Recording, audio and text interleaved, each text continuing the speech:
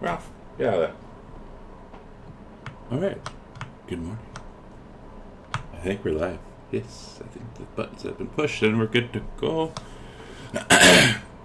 Good morning. It's the 25th of September, almost October, which is insane.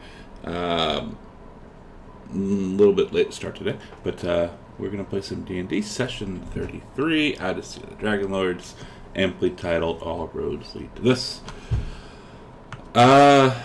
And yeah, we got a hopefully a fun one today. We're doing some traveling, but we'll do a recap and just get right into it. So Arcadia, go. All right, testing. You can hear me. Yep. Okay, so we took a couple days to get to Vulcan's Forge in the Mithril Mountains, so it is now Tuesday, day 26. When we get there, it smells like a forge in full gear. When Amicia sees the salamander, who previously hated him because he called her a bitch, he walks up to her, gives her a cocky grin, and says, "Ah, Lady Salamander, how fine it is to feast my eyes upon you again. I missed you so that I returned here, especially." She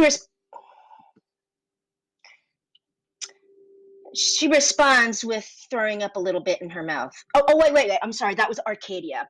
The salamander responds with a wandering glance, a sly smile, and a nod. We find the two shields and the axe that Vulcan fixed. While Amitrus is looking at them, he feels the salamander behind him. They go into the hot tub. She invites him there. He doesn't take damage, but he feels like he is cooking, and he says, "Well, we have to be fast then." Arcadia asks Vulcan if he would mind making her a Blade of Luck instead of the Rod of Lordly Might, because his daughter Valis suggested it. We find out there's a list of things he can make for us. It's in a leather-bound book. We take a look at it and give him various things to make various magic items. He unfortunately doesn't seem to know what they do, but he can make them for us. Vulcan was too lazy to use the elevator, so he put the dogs and chickens in the room to the north, and they are all pleasantly plump. So we take a short rest. Demetrius is covered in blisters. The salamander is smoking a cigarette, and Demetrius is lying on his side, covering his eyes. Chamos asks him if it's really worth that burning sensation, and Demetrius says, in this life, you live only once, and every man has to build their own legend. Chamos says that's a hot take. We do a little bit of conversation with each other about fighting advantages. We find that Arcadia does well when Nicodemus casts fairy fire, and Demetrius will do well if Chamos casts haste. As we leave, Vulcan says for us to say hello to Kyra. Demetrius starts to tell him we have recently made her quite happy. He starts to tell her that we recovered her stolen instruments, and then Arcadia interrupts him and signals him to shut up because she remembers that Kyra had said if Vulcan finds out that she let the instruments that he forged for her to be stolen, he would get really mad. And she implies that she had her period instead. I'm just including all this because Demetrius, is he a paladin or is he a bard? When Kyra asked Demetrius why he's covered in blisters, he said he made it with the salamander, or rather the salamander made it with him, and murmurs he's never been put on his back before. All right, as we camp out,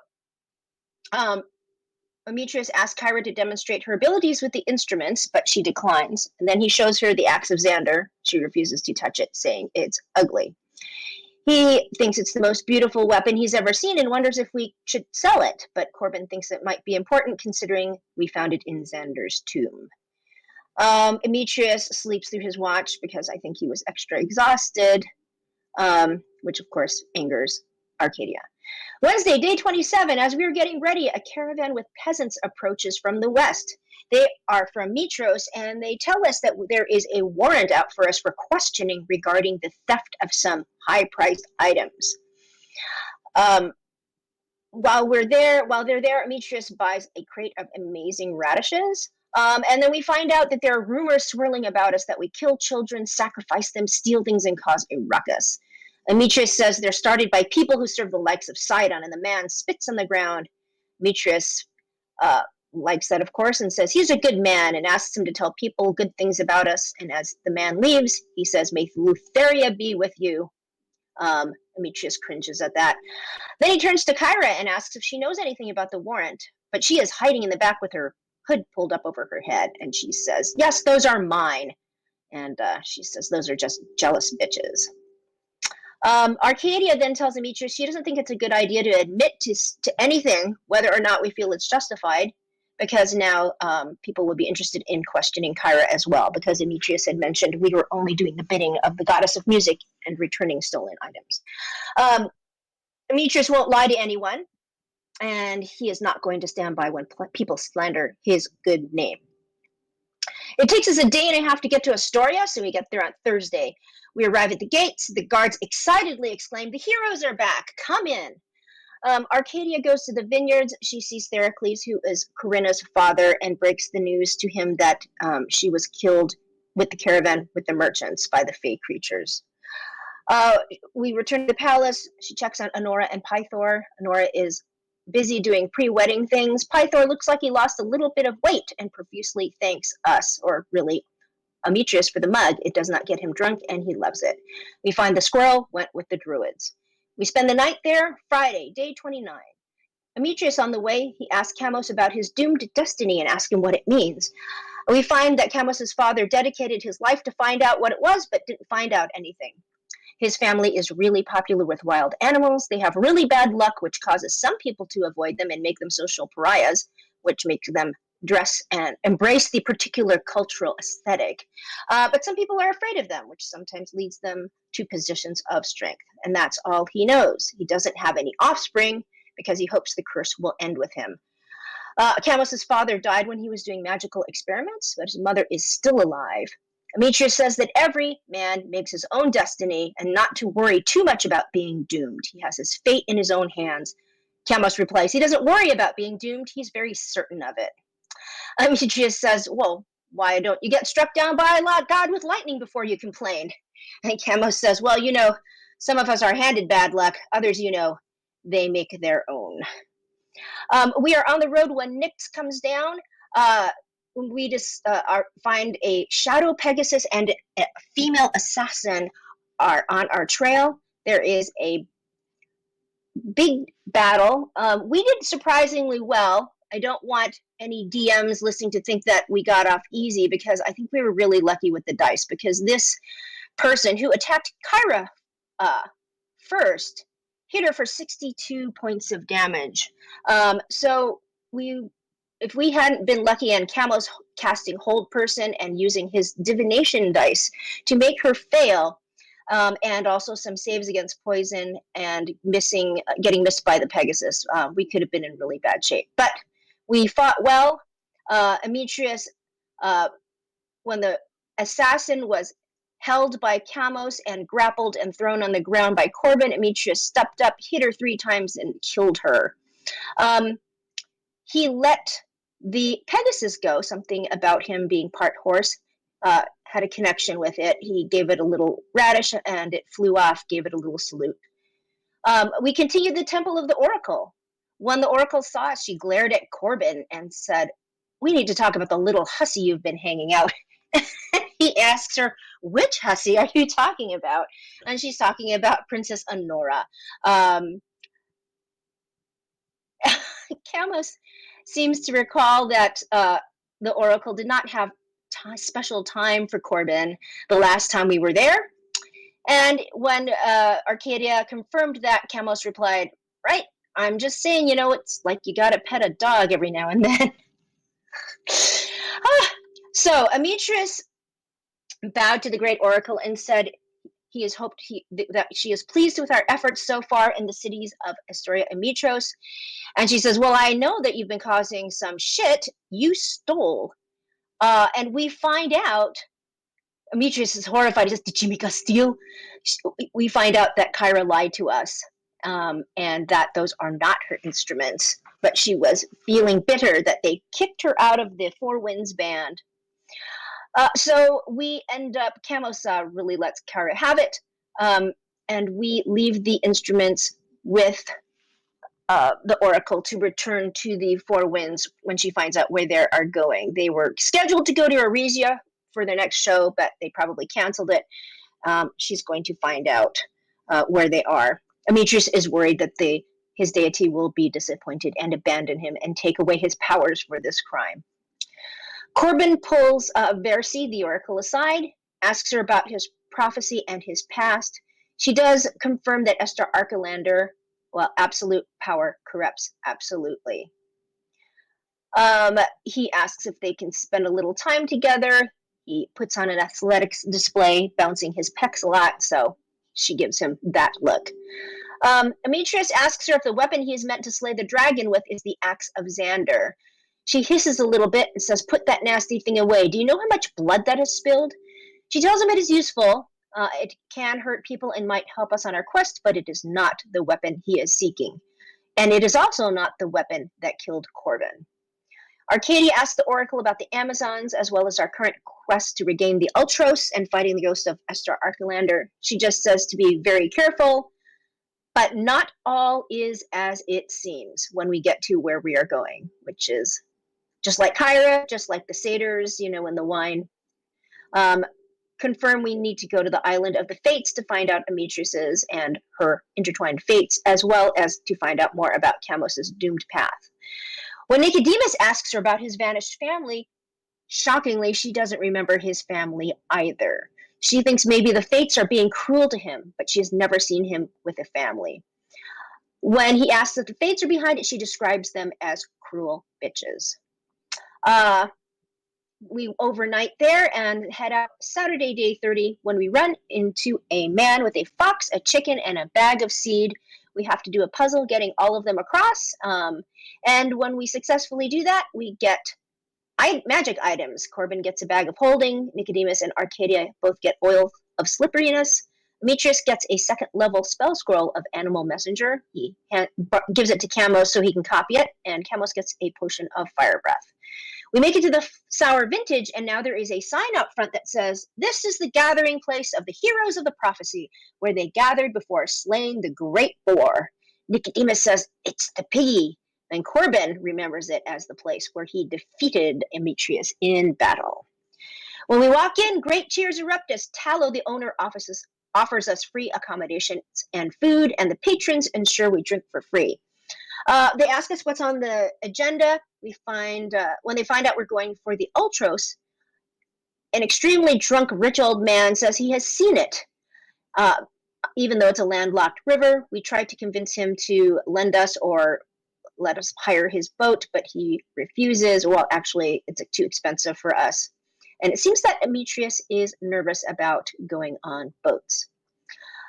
So a couple of rumors we heard. A person tells us that the Dead Falls is one of the pathways to the underworld where Lutheria lives, and that strange things happen there. And if we go down there, we might not come back. Another person says if we go to the Dead Falls, the rocks scream like harpies, and those who venture to the river's end never return. But heroes have no fear of the dead. We take a long rest at the Sour Vintage, and we start our new session the morning of Sunday, our 31st day together. Nice. Thank you for the recap. And now that I remember that my earwax has gotten really moldy, or the beeswax I put in my ears, and I think I want to get new wax because it sounds like there's sirens and they like to sing and call people to the rocks. So I'm going to take that as a warning. Is there a general shop I can, or a general store I can buy some fresh wax? Here, this is just like a tavern, like a little, tavern inn way stop. Oh, okay. Are there any candles on the tables that we could just buy? Sure. Or swipe. Or swipe, yeah. Centaurs like to swipe refresh things. our wax. Okay, yeah. There's enough candles for all of you if you want. And I will also harvest the sweat and spit, put it in a big jar myself. Do you just wear that thing all the time now? No, every day when he wakes up, he just scrapes his body and he puts it all, or after exercising, and he puts it in a bag of holding, a big jar. Okay. Gross. Do you Or still be have? very glad he has his own bag now. In case anyone in chat thinks I'm a weirdo, it's actually Engorgio's fault. No, he is a weirdo. Since someone in Astoria asked Demetrius to do it, sponsoring him and paying him for a large jar of sweat and spit. I can just imagine the first jar you have though, you pull the lid off. Oh, the smell. Well, that's what they're paying for. This is true. All right.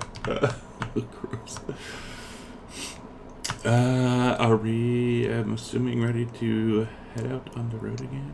Yeah, Arcadia is going to wonder if Estor Arcalander, if we run into his ghost, if he's going to react in a particular way to his old shield. And she sees that Corbin isn't using the Golden Lion shield.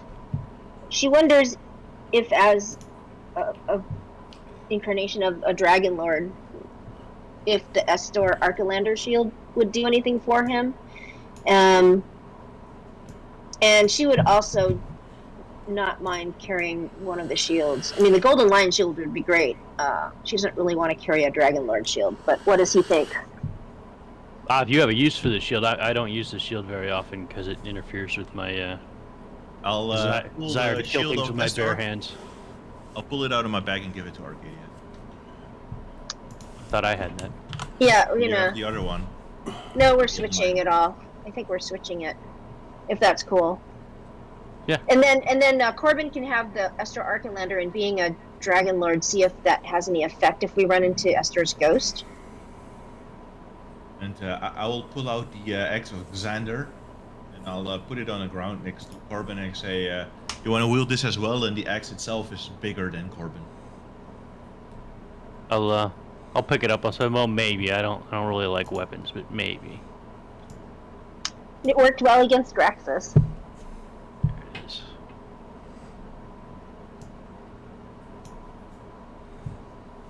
And I don't know if any of you play Total War Warhammer, but you have these dwarven units in it, and they all wield weapons that are like bigger than themselves, like dwarven hammers and such. And that's how Corbin would wield the axe of Xander.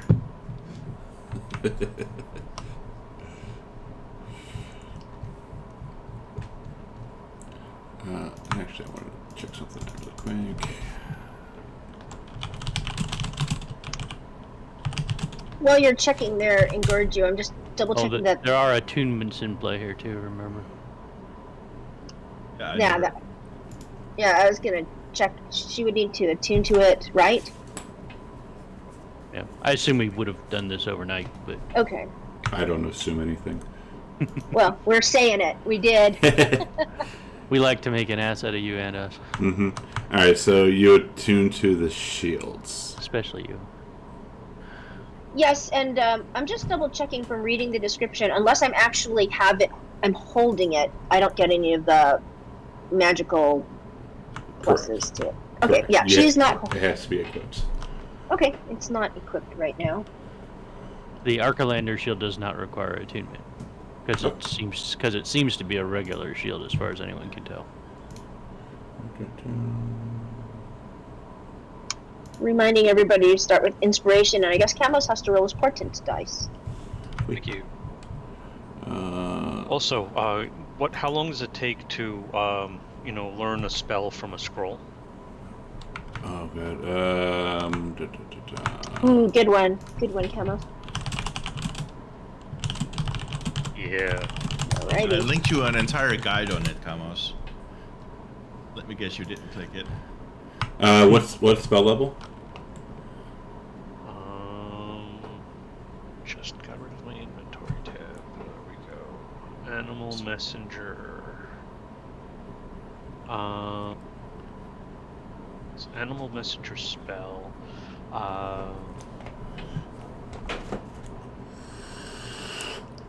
Does anybody know what level animal messenger is?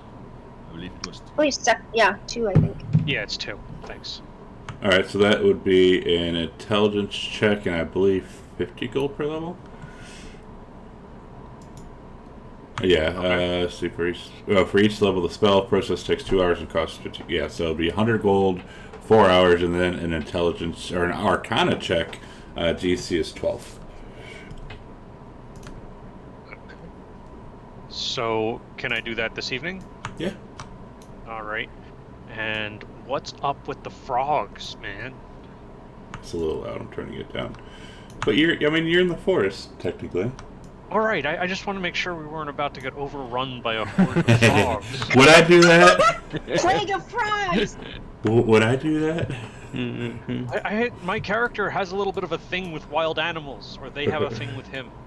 Oh yeah, they do like to eat him. I tried to get the boat, but nobody wanted to pay the money. Yeah, sorry that we didn't want to pay several thousand gold for a boat. You sound so sorry, I can tell.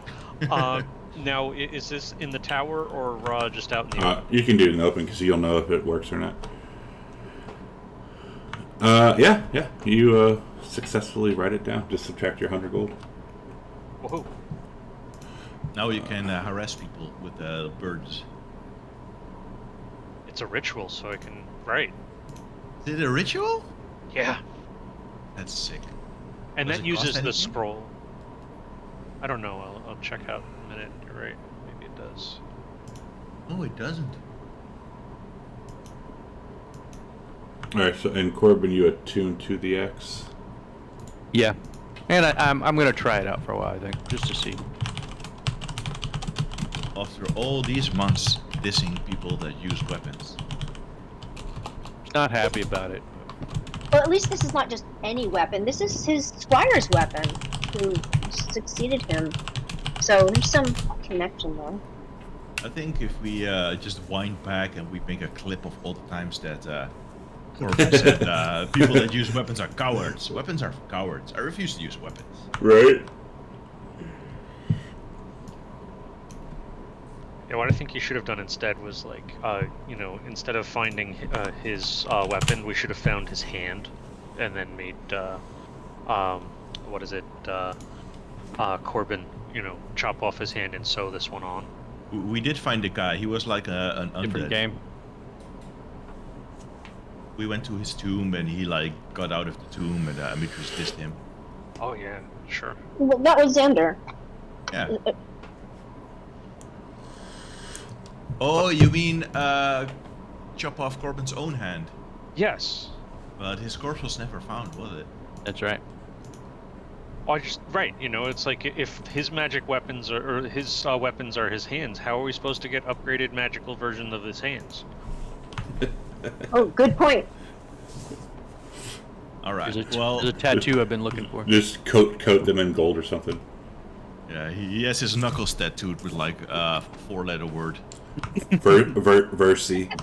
Yeah.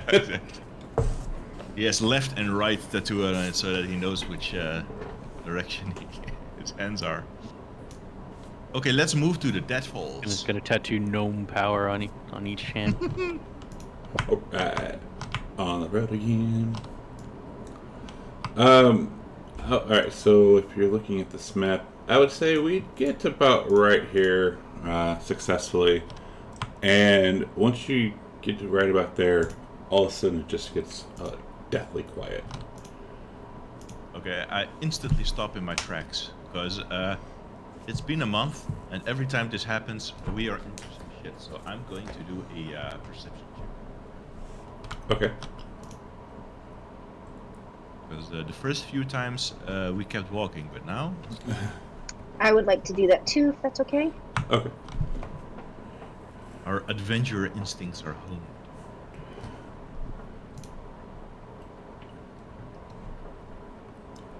Alright, so the both of you is looking around. You're still in the forest. It's quiet. You would expect to hear, animals or crickets or frogs. You don't hear anything. You look around and you don't see anything either. And I would say it's probably mid-afternoon. Well, time to send out the bird squad. So I sent out my owl. Yeah, Nyx goes up and Arcadia asks Demetrius, does it tax him to do that thing that he does when he tries to detect if there's anything weird around? Oh, sure. I'll do my divine sense. I'll close my eyes and I reach out with my celestial and godly powers to find any celestial fiend or undead within 60 feet. Celestial fiend or look. And I will know the type of celestial fiend or undead. You do. But not its identity. You do sense a celestial within 60 feet of you, I look at Kyra. and she looks bored. I say it's just Kyra.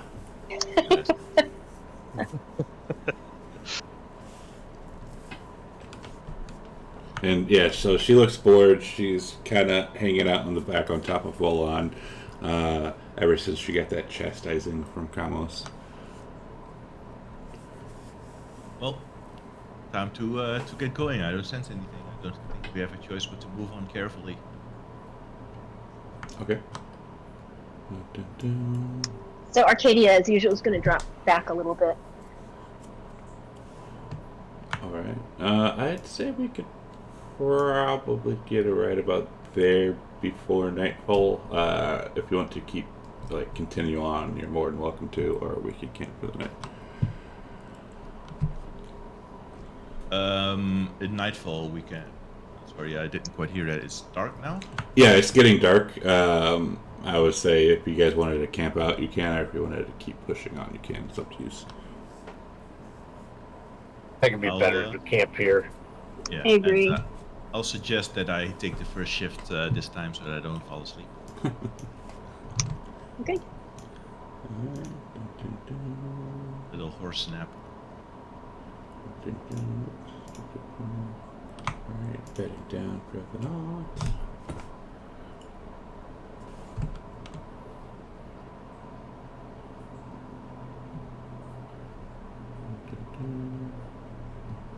Corbin and Carlos.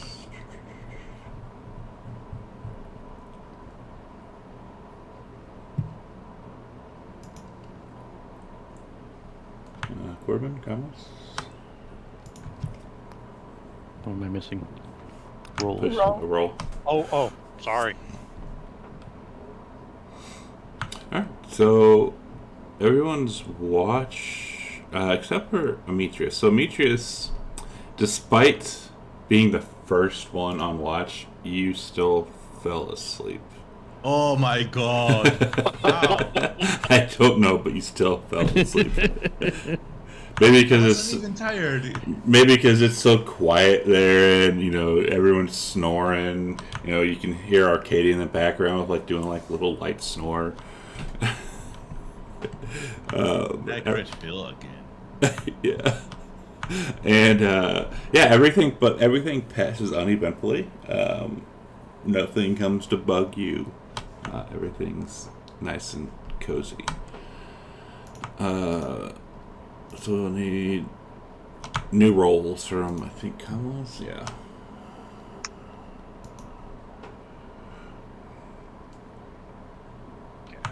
Nice.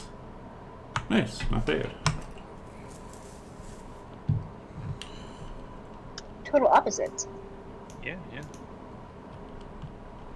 Alright, so as you are coming up, now all of a sudden, like, it's been all nice and calm and quiet all day, and like the last day or so, now you come up to a river. Like, this river kind of like widens, and you see it descending, like it goes farther and faster and ends up breaking into some rapids. And the water flows and like gurgles at very high speed. You see large, sharp rocks coming up from the water, making the river even more perilous. And you can kind of see a path leading along the edge of the rapids.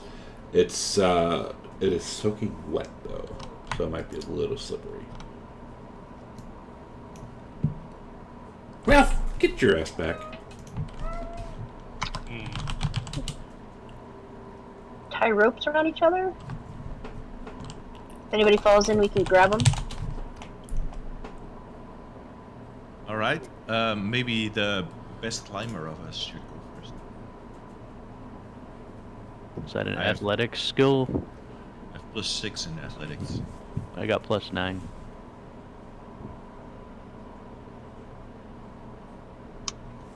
And Gorgia, is that athletics or dexterity? Or is that athletics. Okay. Do you Cool. have expertise in athletics? Of course. Nice. That will be super useful during great games. Corbin is a mighty athlete. Nice. Okay, Give us that roll.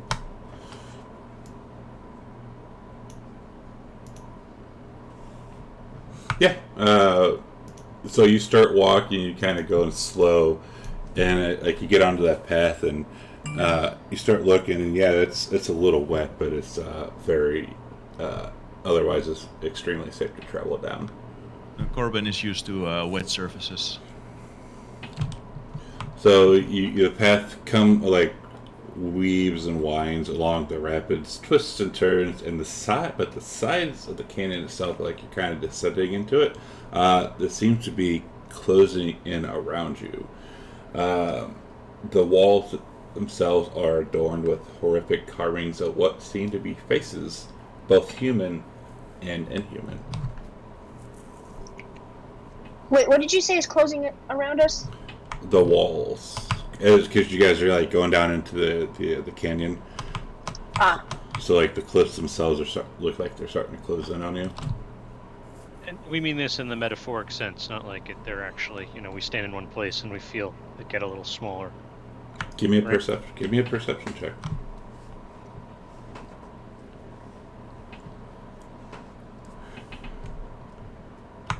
They do seem like they are coming in like slowly but surely.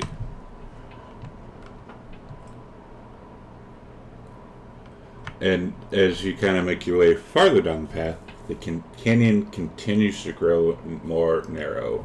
Cold winds start to assail you, howling through the canyon with a blood-curdling sound like an inhuman scream. I will draw my halberd. All right. Let's see here. Passive of 12. I'll put out another divine sense. So everyone except for Kamos, you know that these cliffs are coming together, and that the wailing itself seems to be coming from the mouths of the faces on the walls. What do we do? I would like to put Corbin onto my back and begin running. I will stuff some of the earwax in. And I'll say, let's hurry, everyone. And what's your movement? 40 feet. Okay, so yeah, you can see like the exit on the other side, and it's about 80 feet away. Okay, I'll tell everyone, let's dash, and I'll begin sprinting towards the exit. Yep. Okay. Alright. So who all? So let's see. I think you're the only one who can dash 80 feet, right? Yes, but And you have Corbin on your back. There's also, Kyra's mount. Yeah, Kyra and Full On, they'll get out. The rest of yous, though, you don't have enough time to get out. Last. Athletics, DC 15, open, bam.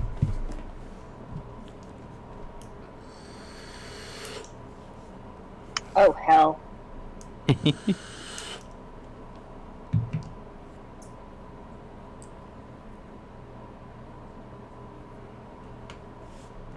Oh no. Give me a second. Because this is going to hurt. Oh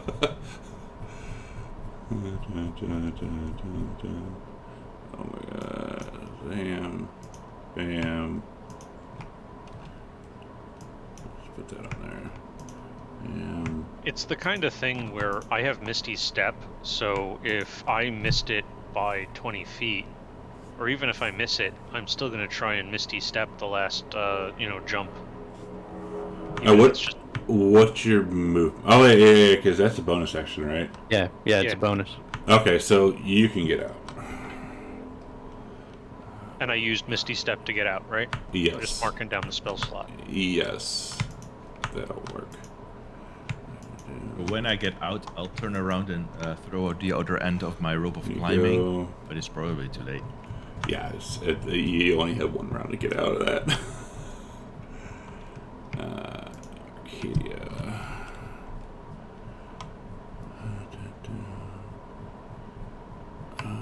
Let's see here. Get those two. Cool.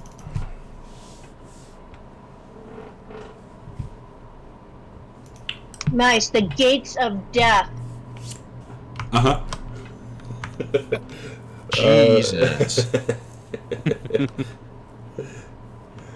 And so next round, I'm assuming the two of you are going to run out.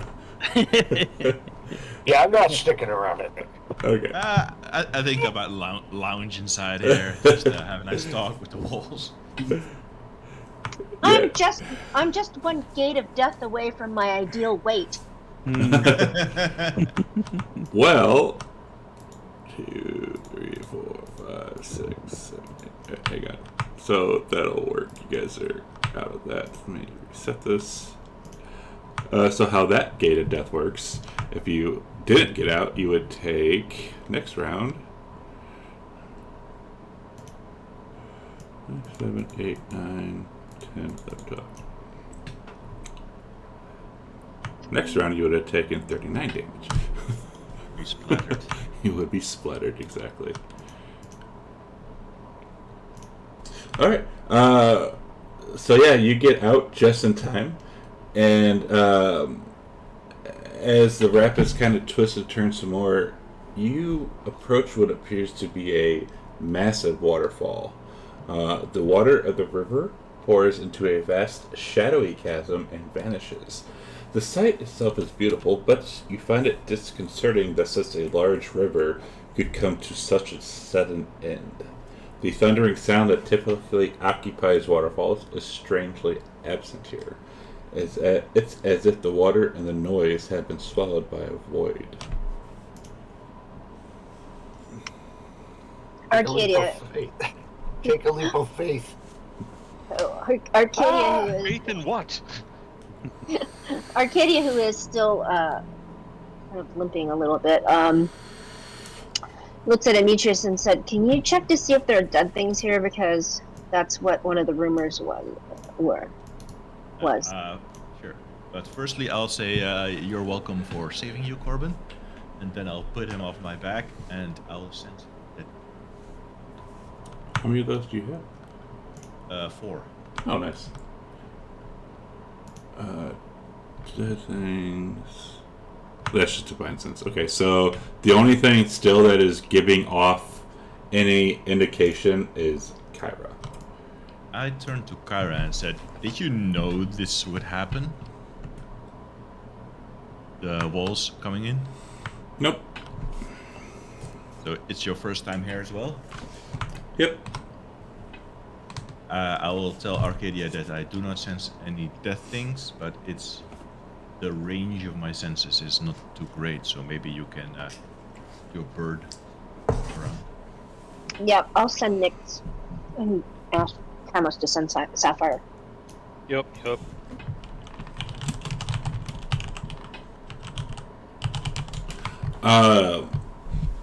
Okay, give me those perception rolls for those two.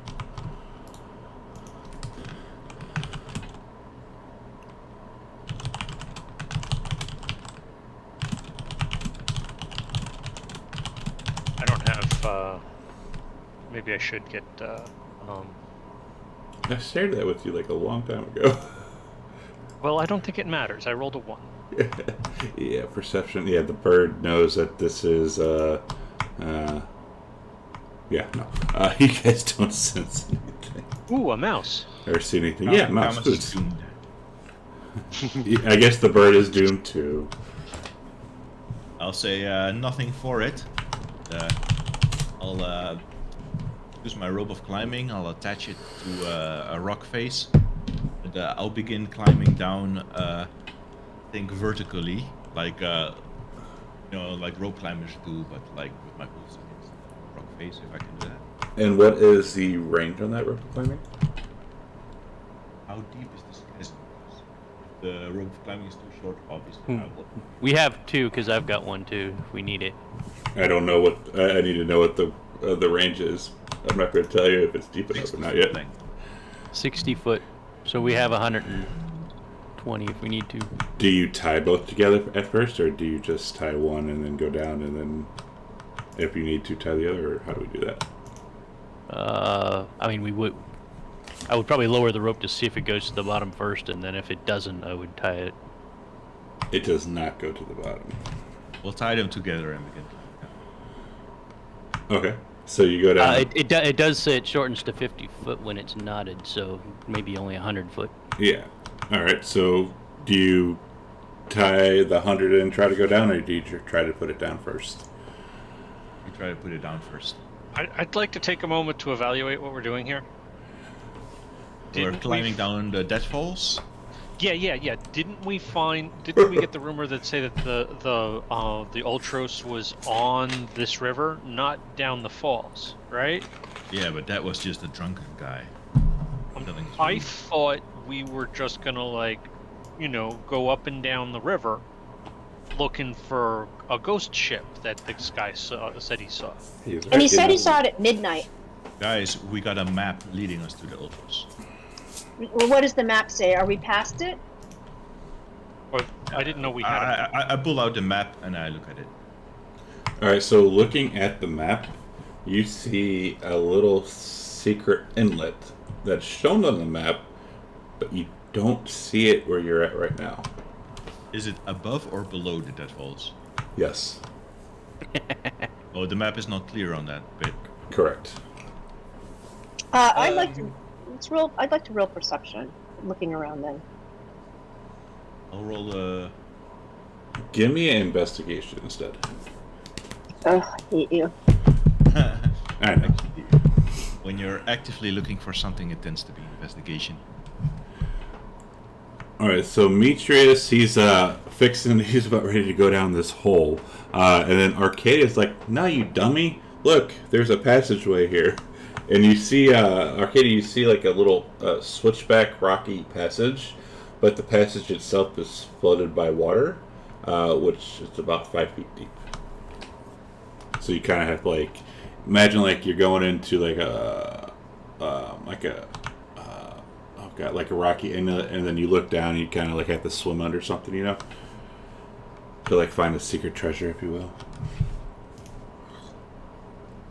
Okay, well, I tell the party. It's like we're getting wet. I hope it's not too deep.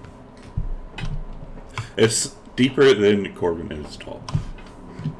I'll try to ride on the back again. Deeper than Amitrus is tall? No, it's 5 feet deep. So reluctantly, Amitrus steps in. Is that taller? Is that taller than Nicodemus though? Ooh, I think so too. Yeah, because Nico, I think is short too, right? Yeah, I'm not too tall. I'm He's just barely above Corbin. Can you take he's both of them medium on your sized. back? I'm small. Can you take both of them on your back, or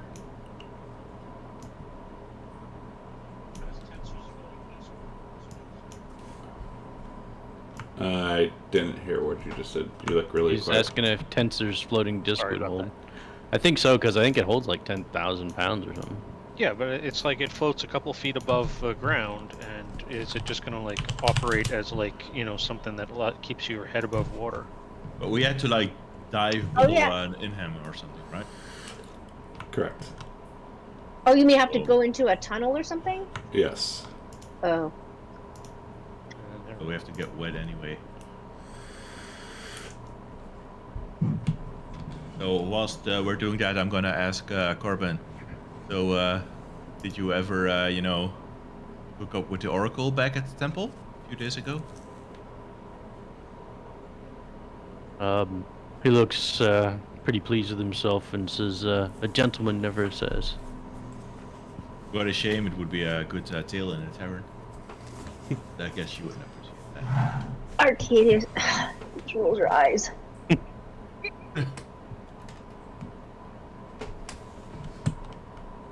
What happens when we go through and enter this cavern? All right. So you discover the inlet near the chasm where the river's waters are eerily still. The canyon walls surround a small lake, protecting it from the rush of the nearby rapids. Moonlight, surprisingly, shines down through the clouds, illuminating a beautiful ship moored alongside the rocky shore. This ship is large and of fine workmanship, though its design is ancient. Its sails are black, and the prow is carved into the likeness of a dragon. You see no crew aboard, and you hear only silence. I move a little bit closer and then I do the divine sense. And that is what it looks like. It's huge. It reminds me of Assassin's Creed Odyssey. Yeah. Do I sense anything in and around the ship?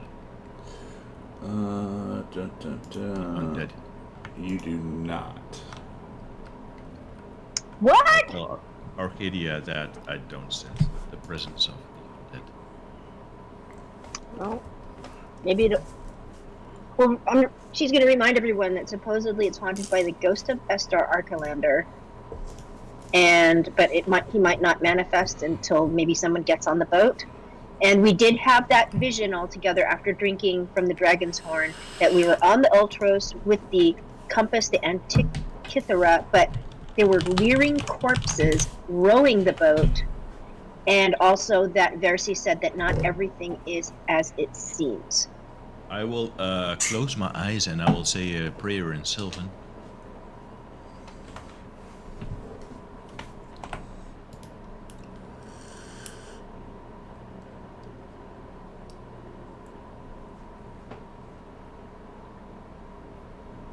Are there any drums we could beat? There's no drums. Demetrius has drums. He's played them before. Yeah, No. If we I have found drums in here, I I could play my bagpipes. I'm just getting like serious Moana vibes. That's all I'm saying. A minor glow surrounds Amitrius, and it would probably make Kyra a little bit uncomfortable get near him, since he's now protected against type. Her type. How long does that last? 10 minutes, and then I begin Nice. climbing aboard the ship with my rope of climbing. Alright, so you're killing up here. So when you get here, you see the ship. You see that it's anchored in the lake, but it's impossible to see how it got here. There's no way that it can fit through the passes that you just went through. But yeah, you can easily walk along the rocky shore to the ship and board it. Nothing will stand in your way. Alright, so get rid of that, I get rid of that. board the ship, and I begin offering to help the rest of the party on board as well with a rope. Okay. And then maybe look through the hold of the ship and Well, if before there's you anything. before you get all there, hang on.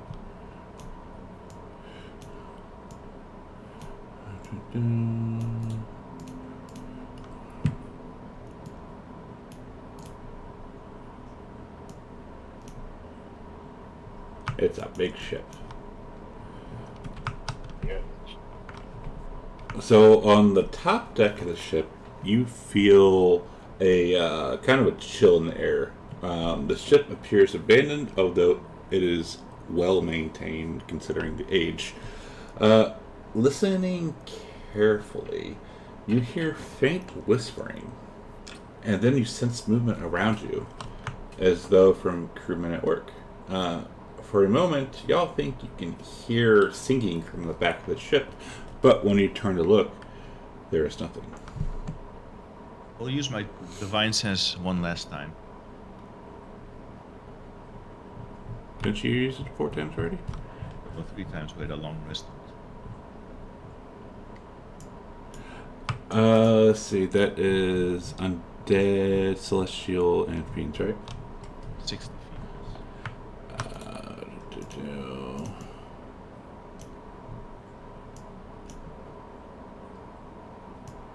Just double check. Yeah, definitely. You sense undead all around you, but you don't see any. I will inform the party that I sense the spirits of the departed up upon this vessel. I believe we have a scroll of protection against them. Maybe Nicodemus has it? Protection. Dead, yeah, but it's my rare treasure. Okay. I say I'll save my scroll until such a time as we are actually in danger from an undead. Just reminding us that we have it. And you do feel, you guys also feel a strong presence coming from the mast itself. I begin moving towards here. Okay. And I look up the mast. I say, Corbin, can you climb this thing? I'm sure I can. I will. I'll try to start climbing the mast. All right. So when you touch the mast, you get a flashback. you see a flashback of a beautiful woman in the forest being killed and slaughtered by Esther and his men in the mossy temple, and her tree itself being cut down to make the mast.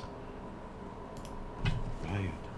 I'll let everybody know this is the this is the tree that the Drads were talking about in the temple. Yes, this is Demetrius' sister. Yeah. When we found her ashes. Correct. Truly, the Dragonlords were a depraved bunch. Not when I knew them, Demetrius. No, indeed. This is Arkenlander's madness. Well, let's check out the officer's deck. Well, I wanna climb this and see what's up at the top. That's about a 200-foot climb. Oh, that's a long way. Do you, That's nothing for him. and it's like wider than your arms. I don't know if you could really do that, but you could try. But there's no ladder or something to climb it? Rigging. Yeah, there might be. Alright. Crow's nest up there. There is a crow's nest up there. You guys want to wait here while I climb it, or? I think we should check out the hold and such first, and then we can climb it. Because if you're up there alone and something happens, it's a long drop. I think we should check out the top deck first. We're on the top deck. We're I on the know. top deck. Yeah, but we haven't gone the whole way yet. Yeah, that's... We can see both to each end from here to middle, so Yeah. I guess we got to go there to get down anyway. Alright, so the top deck itself is empty. You notice that it's cold. And anyone, you've been here for a few minutes, you hear whispering, which I already mentioned. And yeah, you also kind of see like ghosts out of the corners of your eyes. You turn to focus on the sights and sounds. They suddenly cease, only to resume a few moments later. I'm gonna go check out this chair up here. Wait here. Okay, it is a very fancy, dancy looking chair. What, these are like giant crossbows at the sides? Correct. And then the helm is right there. Did I notice anything unusual about any of these? There are bolts in there. In the crossbows? Mm-hmm.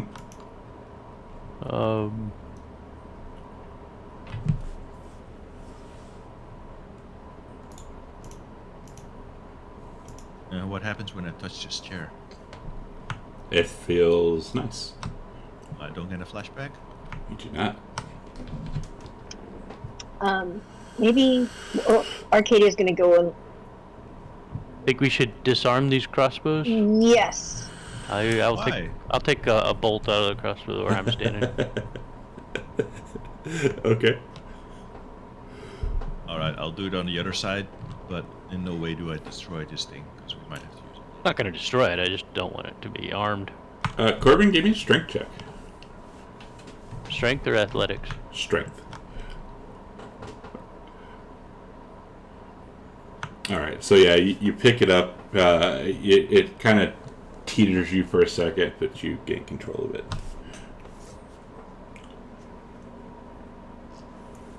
Can I fit down into the hold? You can. I will gather the party here, and I'll say, let's go down into the hold. All right. Alright, give me one moment. it's good.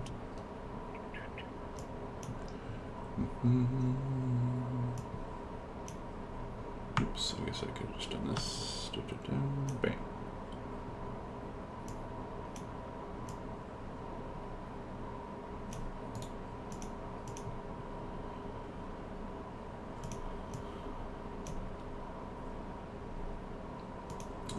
Let's turn that off.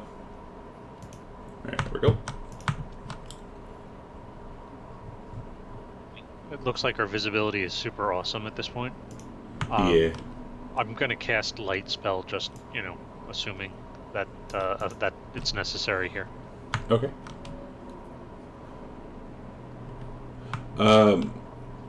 So. Oh yeah. Okay. So yeah, it lights up. You see that this deck here is clean, orderly, and built to house 25 oars on each side of the ship.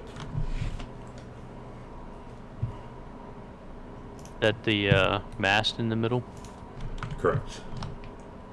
I'll say I get that we need to use this ship because it's our destiny, but crewing this thing is going to be very expensive. Not if there's ghosts crewing it. He's right, you do. Arcadia's going to activate her orb, her drift globe for light, and then head north.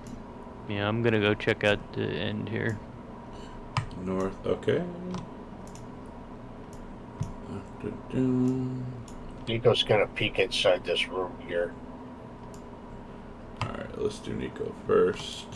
Where's Nico? Okay, Nico's here. So you enter a large room with 6 hammocks gently swaying with the ship. The room is otherwise bare, but there is a strange, ornate box sitting in one corner.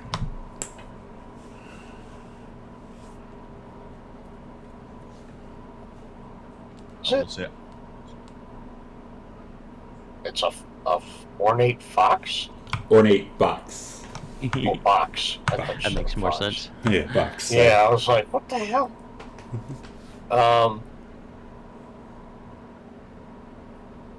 He's just gonna keep note of that and then wait for the others. He'll go out. He'll shut the door Okay. and then go up. I'll tell the party, didn't we need like a certain compass or something? Yeah, the Antikythera. I'm gonna peek in this door.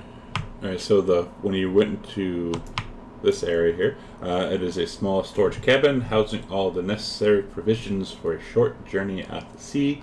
There is an ancient chest in the corner. It appears to be locked. And then, let's see, this one. This cabin is more luxurious than the rest of the ship. The bedding is made of finely spun silk, as are the curtains at the window. The wallpaper is textured with gold filigree. The wooden floor and furniture has been recently cleaned and waxed, and the room has a fresh, clean smell. There is a desk at the rear of the room with scattered papers and a journal. I'll call everybody over. I say, I think I found Arcalander's chambers. Arcadia notices that it's been freshly waxed, going, that's odd. She's going to look at the papers. I'm gonna look under the bed. Alright, under the bed there is nothing. Looking at the paper, it contains several entries. It is written in the hand of Esther Arcalander, and it recounts the history of the Ultros. Do I notice anything of interest that would help me? Are you gonna? Do you want to spend much time looking and reading? Yeah, I'll look around for about 5 minutes. Corbin would have interest in that. I would come and want to read the final history. Yeah, like how did the ship get to this location? I'll ask Nico, what did you find down there? Just an empty room. Some hammocks, but there's a box in the corner, but I didn't open it. I'll wait for you. Maybe we should go and open that thing. There's a box in here too. But I'm particularly curious. What, like, wasn't the Arcalander the ship that was on the final journey where they made the peace? Huh? Yeah, the one that came back with all the dead, with the That was this one, Dragonlords. right? That was the Ultras, wasn't it? That's what I thought. At the very end of right when the Oath of Peace was starting, they talked about that there was a ship that returned. I think that's this ship. That's the one they sailed out on. I assume that's the one they came Right. back. So I wanna find the end of the histories and see if I can figure out what happened, because nobody knows what happened. So, looking through like you're flipping towards the end, it's starting to turn into like rants and ravings against the gods, and like making notes of, you know, they did this here and they did this time and whatnot. All of the gods, the Titans as well as the 5 gods. Correct. Does it say anything about Kyra specifically? It specifically says all gods. Does it say how they got to this place, or is it just all rantings after that? It's all rantings. Like he was going mad. Okay, we'll make sure we keep this book. What was the box that they found in here? Can I go and open it? Oh wait, do you want to do the one at the bottom before we start digging into the box of probably the captain that might cause him to come back? Or how do you want to do this? You want to go to the one where Nico? Sure, let's go to the bottom and open that box. Alright, give me 1 second here. But first, I'll carefully inspect it for traps. So you're doing this box first, or doing the box at the rear first? At the bottom, at the rear, yeah. The fox box. So we all need to move back to the rear. Okay. Correct. My little legs don't like walking over the window. I'll tell Kyra, do you know why Arkenlander went mad? Seems to really dislike the gods. Oh shit. Give me a moment here. It's because he betrayed me.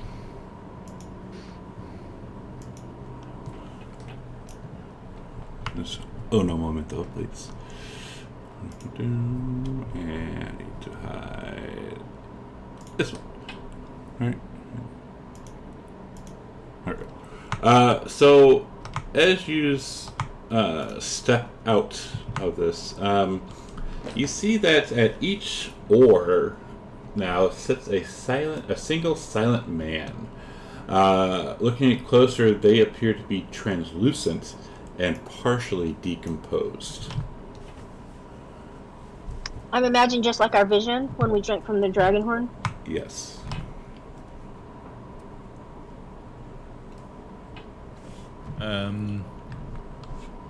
Corbin will salute them. Hey, why don't you try pulling at the shield of Estor's? Well, I don't know if that's a good idea. I'll walk to the nearest specter and tap it on the shoulder. Okay. Your hand. Let me look here. So you how are you just poking it? Yeah. Okay. When you poke it, it does not interact with you. It just stares straight ahead. I will try speaking to them in Draconic. All right. And what do you say? Say, "Hail, crew! Oars up!" And no response.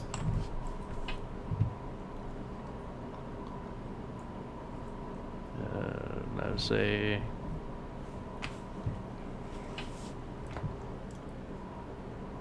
"Is Esther Arkenlander among you?" No response. All right. We appear to need some kind of special power to control them. Maybe it's in the box. Maybe. Is there anything in the journal? I leafed through a journal real quick. Is there anything in the journal about the crew? No. Well, nothing for it. I go down towards the box. All right. So when you're making your way down, go ahead, come all the way down. When you get there, you see at the rear is an undead woman sitting by a drum. Her skin is white as bone and her eyes are missing. And she asks in a whispering, cracking voice, "Are you ready to travel to Mirtros?" I will say yes. No, not yet. Oh, well, I said yes. And when you say yes, she begins to beat the drum. and That the was it. specters begin to row. Here we go. I will Did say, the ship let us lurch forward? let us wait until we inspect these boxes. And too late. Go in. The Ultros, you feel the anchor being raised, and smoothly sets sail toward the canyon wall. The cliff looms closer and closer as the ship picks up speed, as if preparing to smash through the rocks. Just when it seems like the ship might collide with the wall, it suddenly dives underwater. The decks of the Ultros flood with water as it submerges, and you are forced to hold your breath.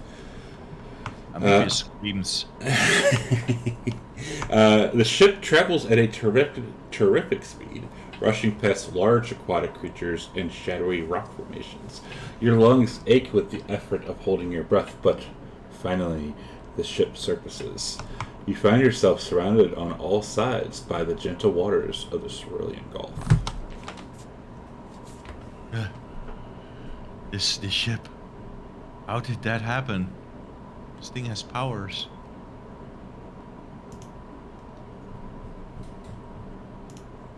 Arcadia's like, what happened?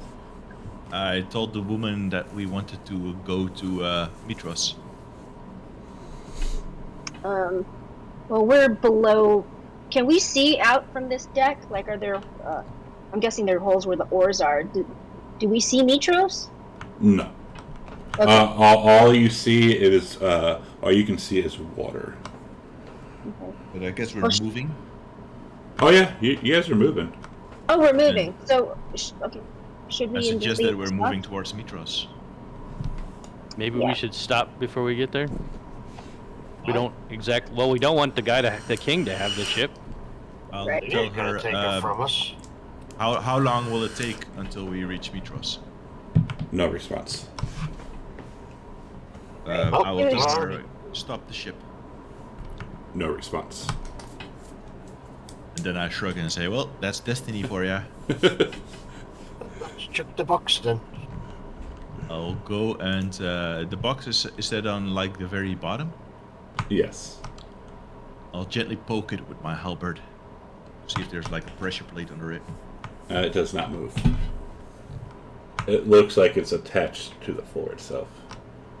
And I will walk up and try to open it.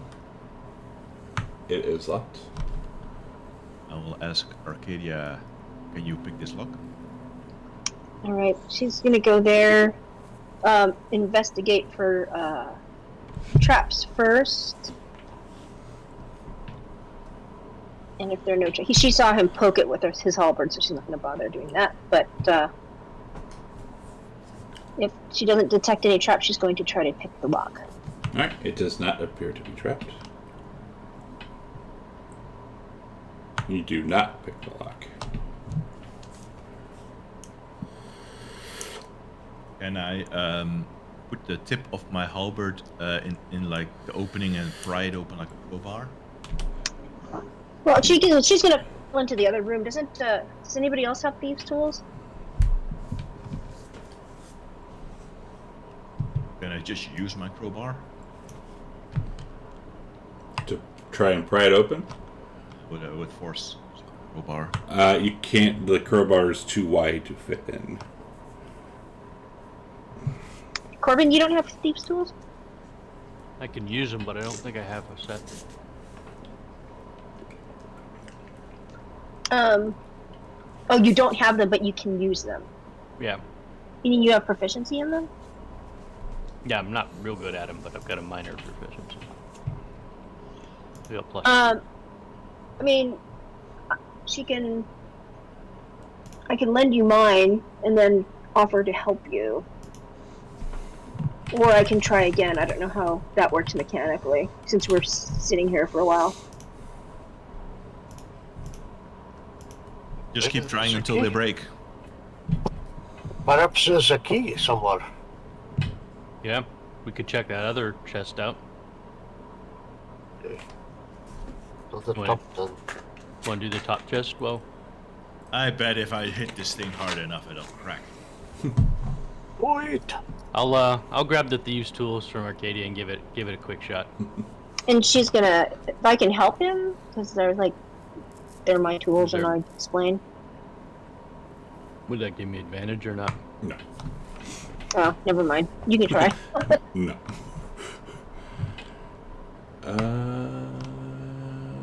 He does not. Not really I'll my say- strength. So Corbin, you have used these tools before, and you know that you did as best as you possibly could.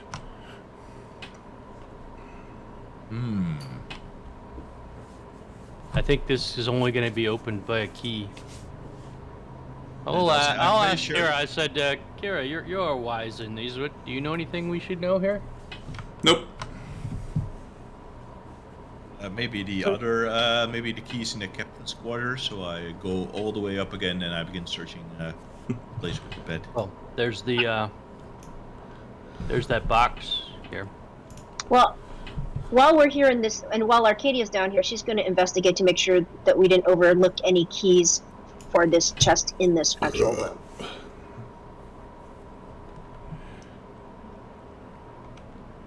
You do not see any keys in this room. There was a chest here as well, right? Can I crowbar this one? Always with brute strength with you. Well, yeah, I'm a centaur. He doesn't have opposable thumbs. Well, I'm going to go. I'm going to go up there and offer to pick the lock before he breaks into it. But if I'm there in time. If I get there in time, I'm busy investigating. This might have happened without me there. So you can certainly try and force it open. Go ahead and try. Okay. So I It's can a- use my crowbar as advantage, right? It's a small locked iron box, so it's a little bit smaller. Oh, so it doesn't fit in? In that case, like, if the crowbar fits in, It won't. I will try. It won't? It won't. No, ask Arcadia. All right, I'm going to poke it with my dagger, then I'm going to check for traps, and then if I don't see anything, I'm going to try to get in. It does not appear to be trapped. And I ask Corbin for my thieves' tools back, and go for it. Alright, so you hear the lock click. Humans always locking things. We centaurs just keep our stuff in the open, and if anyone steals it, we kill them.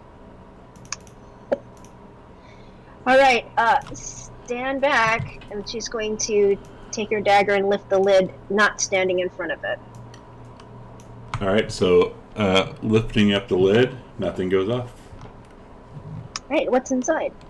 You see 35 gold pieces, about 75 silver pieces, and you see these 6 coins. They're 6 golden coins. You've never seen these before.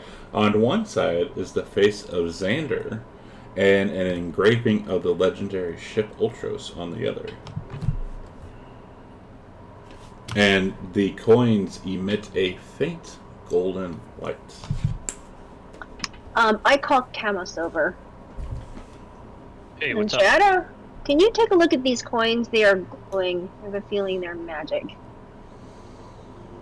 Okay. I'm gonna start with an arcane check.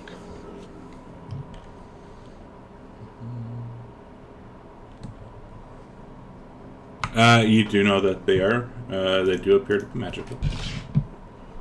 Maybe we can pay the crew with it to take us places. That's what it's Does he know what kind of magic? He What does school of not. magic? He does not. Okay, well then I cast detect magic. Alright, now let me look up this thing here. There's enough where we could each take one, if we want Is there to. enough for exactly one of us? How many are there? 6. Well, guess Steve's missing out. And one goes to Kyra then. Mm-hmm. Really? No, I'm just kidding. Let me look here. I'm just reading it.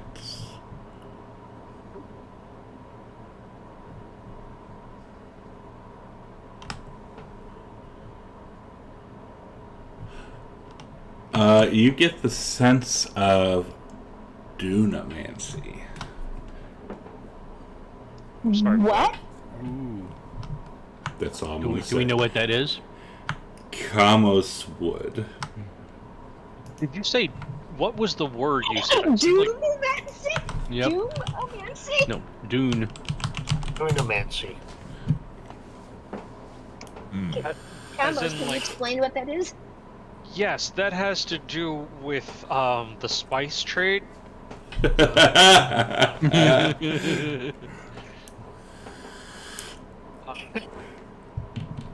Giorgio, can you help me out? It's so the School of Magic. It's a new one. It's Wild thing. it involves the manipulation of reality. Was from a critical roll. Corbin sees the face of Xander on that coin, and he's just gonna reach in and grab one. Okay. Nothing happens. Cool. I'll I'll, also take one. Yeah, I'll take one too then. Yeah, Okay. Eagle will take one too. I'll Lucky just coin. I'll put it in. They're all in party sheet. Great, the entire party is now cursed. Awesome. I'll walk back down to the drummer lady and see if she'll listen to me ask her to stop. No response. She's still beating her drum.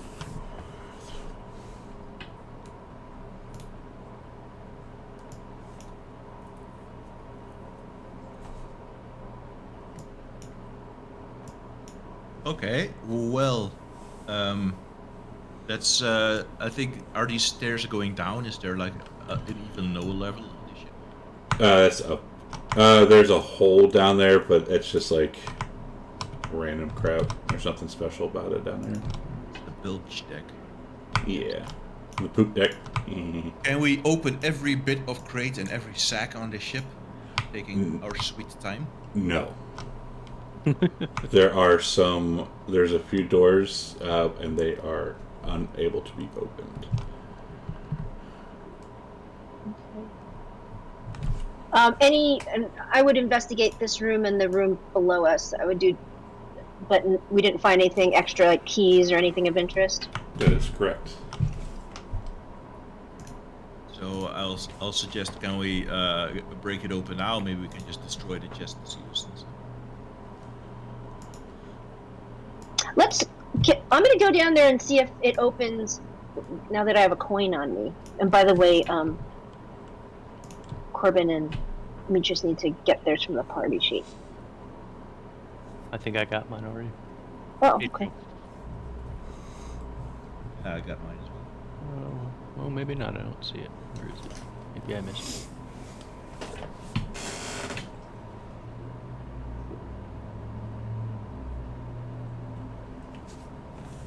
I'm going to flip the coin and see if I can catch it heads or tails. Alright, random. Oh, wait, how do you do that? I think it's a random roll 2. Or / roll 2. No, random.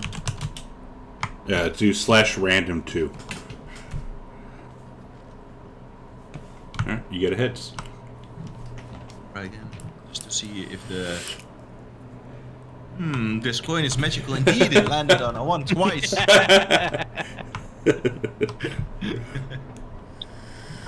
I'm just gonna not move my token until you tell me. But I would go, Arcadia would go back down and see if there's any change with that chest now that she has this coin on her.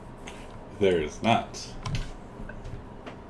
I will simply go to the top deck and wait there until we arrive at Mitros. 2 seconds here.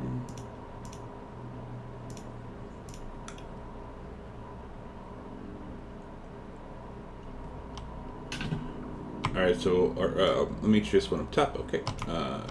And Arcadia went to go see if the chest happened. Nothing happens with the chest. Is this thing a spyglass? Of the chair?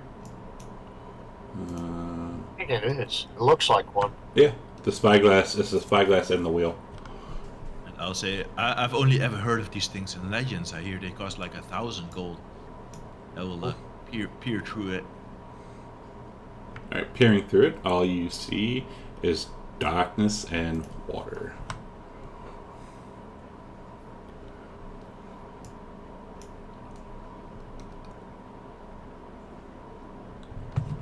Well, I'm out of ideas, guys. So unless we're using force.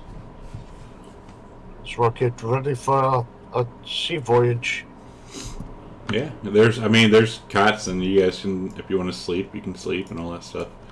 Like nothing's come to mess with you. You're just traveling on a ship now. Like you don't see any land whatsoever. So Right. Nico and I could sure use a little rest after being squashed. okay. We bedding downstairs or upstairs? I'm gonna sleep in Arkenlander's bed. Of course you are. Of course. I'm gonna rub my little gnome body all over it. Nico's time is gonna it? take a cot. There's hammocks. Nico will take a cot. All right. He's used to. I'll He's used to sleep that. upstairs. Dumpster. Yeah, Nico's used to the water. I would sleep upstairs as well. And speaking of water, let's see. Everyone except for Nico, give me a con. Because, seasickness.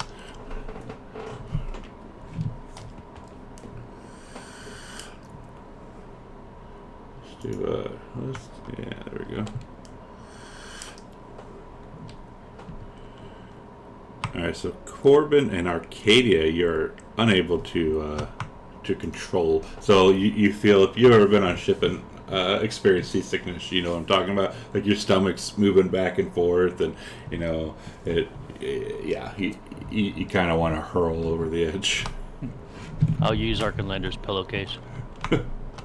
And then go back to sleep in it. Well, He's this is still why ruined the ship. I'm up on the top deck. Of course, there's no horizon to look at, but at least I'm on the upper deck. Alright, so let's see, we'll move Arcadia up there. Is Camo sleeping down below or up top? There's hammocks. I'm sleeping on one of the hammocks. Alright.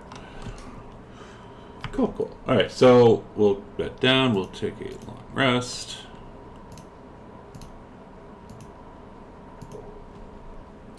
And then before we go on break, so Arcadia and Demetrius, when you guys wake up, the Ultros is now sailing through the stars. What? You are sailing in the stars. Oh, cool. And you see there are 6 specters on the deck, but they do not acknowledge you in any way. And then we'll take our 10-minute break here. You and 10 guys.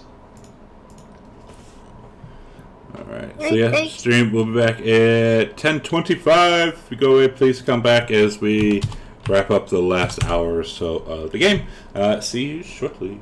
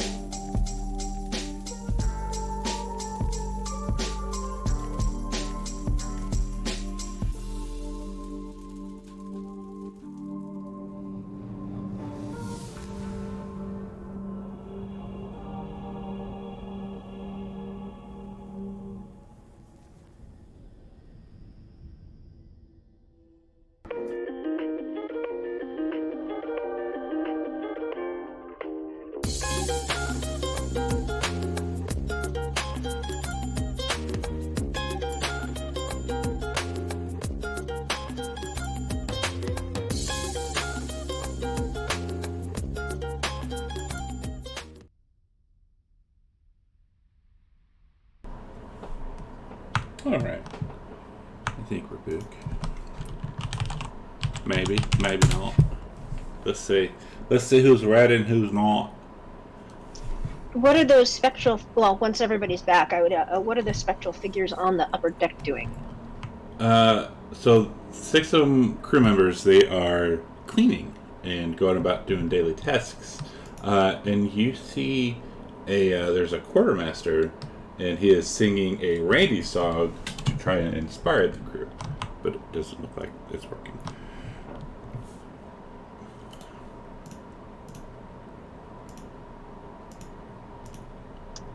Did Corbin disarm all of the crossbows, or did he only just remove one bolt with difficulty? We disarmed the back ones, not the front ones. Correct. Okay. And so yeah, like the quartermaster, because Demetrius and Arcadia are both up here, and he does look at you and kind of cocks his head.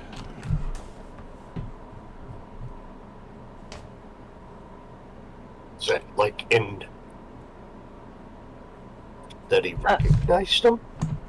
No, just that he cocked, maybe a little bit of surprise that there are humans or living creatures on the ship.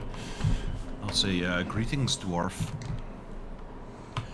And he'll look at you and he'll say, "You want to go down and see Metron?"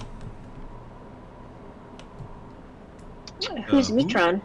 He's the navigator. Go talk to him. What does he look like? He looks like me. Okay.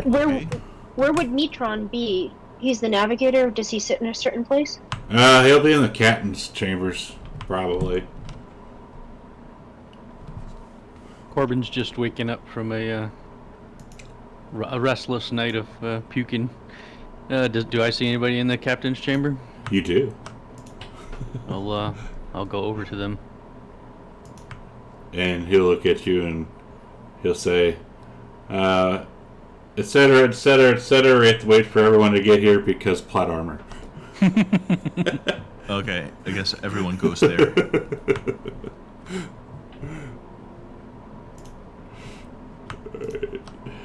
Corbin continues to work on his captain's log. Ugh, there's vomit everywhere. Yeah, No, it's only in the pillowcase. It smells, though. He was using it as a pillow, too. Camos! Camos! I'm here. Little cleaning. I'm done. I'm ready. Alright, so, so he looks at you and kind of takes you all in and says, "So, you are here to take your ultros, huh? That is bold. Some would say stupid. The captain does not take kindly to stowaways. Believe me, I know. I've been here since the beginning, 500 years, give or take a decade or so." And he says, How you feel? Go ahead. Show him the shield and see. We'll ask if this would make a difference.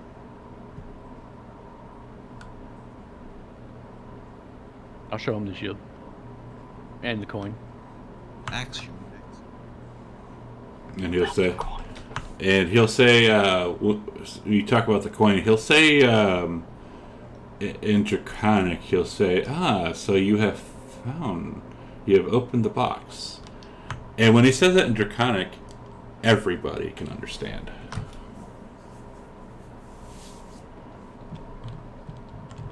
Even if you don't speak Draconic normally, you can understand. I will say yes, but there is another box, an ornate one, that we could not open. It seems to need a key. Do you know where the key is? Or you just don't go around opening stuff that doesn't belong to you, maybe. Well, Dwarf, I have a bone to pick with Arkenlander. I have good news for you. We are the new owners of the Ultras. Well, you don't want to go poking around my box, trust me. Heaven forbid. So now he says, shall we continue, or do you want to keep on going through people's things that are not yours? Let us continue. And then he will sit back down and he'll say, it all started with Carpathos. You see, he's done well downplaying his own legacy. I'll give him that. I remember a visit lifetimes ago, a whisper in the captain's ear, telling him that Lutheria could give him what he'd lost and more. The power to take vengeance on his foes, and to make the Dragonlords and natives alike bow before him. Over time, he convinced the captain that only one man stood in his way, Xander. Even then, Xander still trusted him, you see. He thought the captain a weapon, a wild one, but under his control. But no man nor god can control the captain, and neither should they trust him. The captain could get close to him, and that he did with his blade hidden in his cloak. After that, despite all of Carpathos' promises, instead of the captain, the Dragonlords chose Rhizon Phobos to lead them. And then, when that fool Adonis led his desperate charge into Praxis, we sailed into the Nether Sea, the heart of Hades itself. Only the Ultros could brave the corrupting waters of the land of the dead. Only the Ultros could face the might of Hypnos, the great ship of Lutheria herself. I do not know what happened on that ship, but I do know that the captain came back pensive and restless. He ordered us to sail back to the mortal realm, and that we did. It was 3 nights later that Lutheria herself visited us. I was alone on the deck, navigating by the stars, when the captain walked up and the Lady of Dreams arrived. I remembered the first mates and the one we call the captain's right hand arguing with him before Lutheria transfixed us all with a wave of her hand. And there, before all of us, the captain consummated the deal he had struck with the goddess of death. From that day onwards, we were slaves to his will. We are as one. The ship, the crew, the captain, we are bound to his will, helpless as babes, cursed to undeath. But I was there 500 years ago when the deal was struck. The captain proclaims his immortality, but I heard the terms with mine own ears. True, he can only be killed by his own blade, which Lutheria herself holds, but he is bound to the mortal plane by the ship. I know not if he can be divorced from it, but that is his tether. Destroy his body here, and perhaps that connection can be severed. And then he will look at you. Where is his body? I have not seen anything like it. You will see him shortly. I feel he is growing restless. If we But kill where's him, his would that body? release you? I don't know. Well, let us hope so. So he killed Xander. Yes. Yes, he did. Right. Well, I guess it's time to meet the captain. Yeah, I'll post that. I'll post that in chat. It's don't mind the typos because I wrote that all out, so it might be Yeah, typos. Thank you, because that's a long ass thing. Yes. Interesting. The Really pretty interesting. boy, the pretty boy led the charge against them, and then Rhizon. Interesting. Mhm. I'll ask him. Do you know anything of Corbin's fate? And he looks a little sad. It's this Corbin. That was.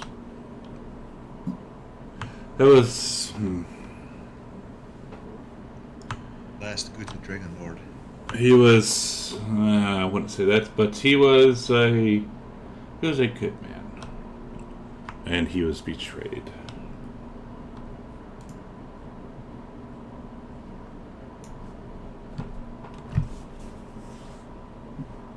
But by whom? By the one you seek. Arkenlander betrayed me. He struck a deal with those things, and the price of that deal was Corbin's death. Geigens. The Geigens? Yet he'll look like he spits on the floor, but nothing comes out. But yeah, he will not. We heard that Corbin was stabbed in the back by Geigen. Yes, he was. And Ryzen, Arcadia would remember this. She is the female Dragonlord and apparently had a relationship with Kyra. A relationship of some sort. Mm-hmm. Girl power. Well, Corbin, how do you feel about this? Corbin's ready for some payback, Demetrius. I think we do this one your way. And he didn't tell us where his body is, because we were asking where his body is, so we're trying to destroy his body. He said we will meet him shortly, so I guess if we walk around, he will... Maybe we should go up on deck. Let's go up on deck. Okay. Back up to the deck. I'm gonna hang around by the main pole. So when you guys come up on deck, let's just move it to squares and all this good stuff.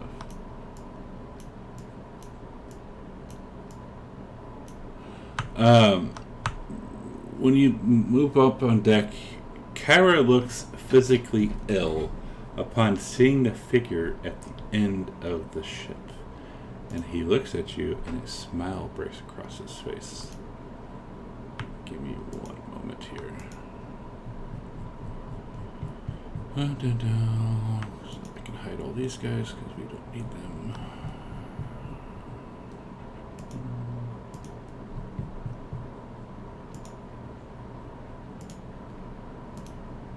Is that a red token? You see a man with dreads. And yes, he has a red token. Oof. Oh my. I will pray to the stallion. And yes, he smiles and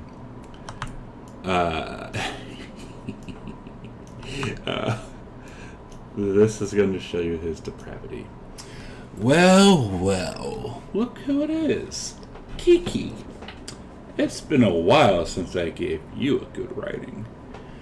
So you finally come crawling back home, you worthless cow, and you brought some pups with you. Is this your new troop? Did you tell them you were bringing them to their deaths? I'll tell you what, maybe if you crawl over here and beg for forgiveness on your hands and knees, maybe I'll take you back. You know, if you make it worth my while.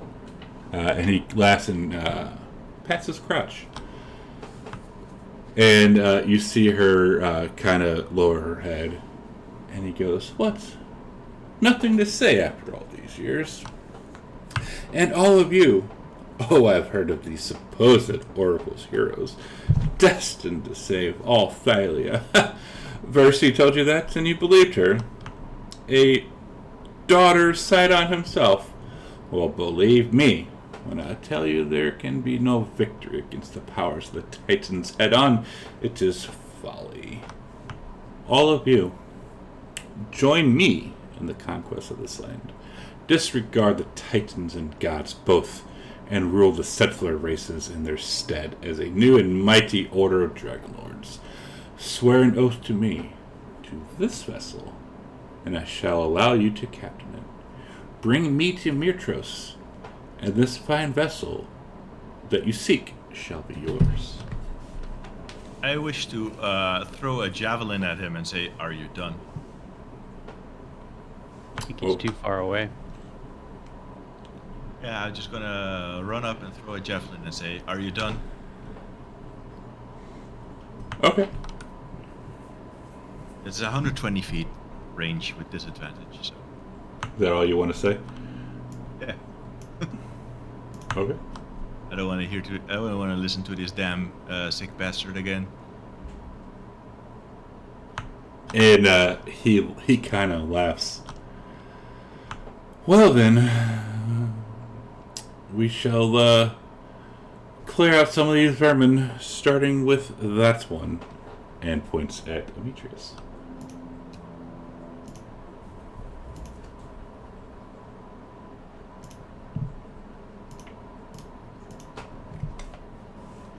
An epic boss battle commences.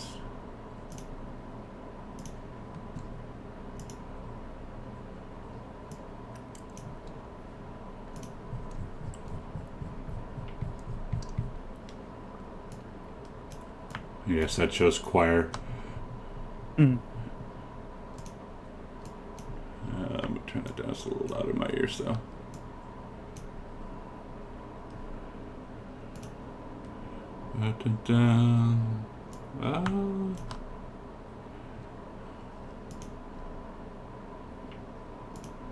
He's not going to do anything quite yet. What exactly are these creatures standing by the disarmed ballistae scorpions? Those are humanoid.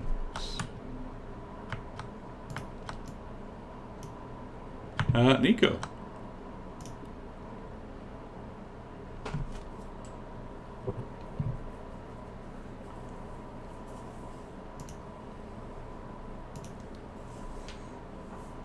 Nico is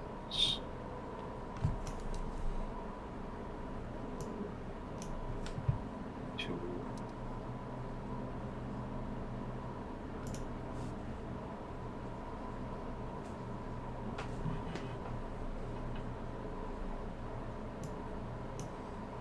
Arcadia says we should concentrate on one enemy at a time.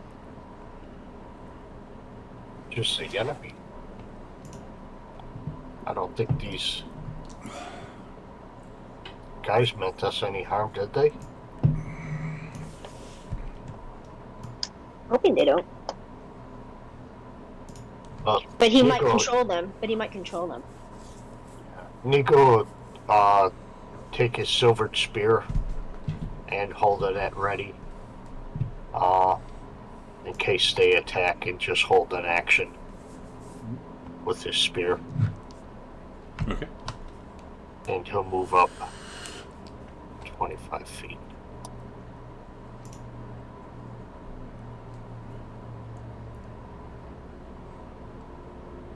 In case they attack, then he'll start attacking with his spear.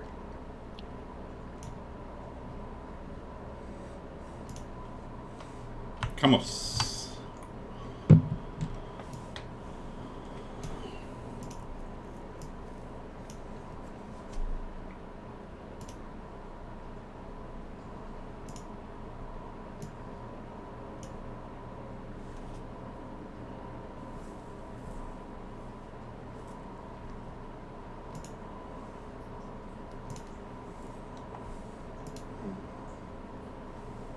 If you're trying to talk, I can't hear you.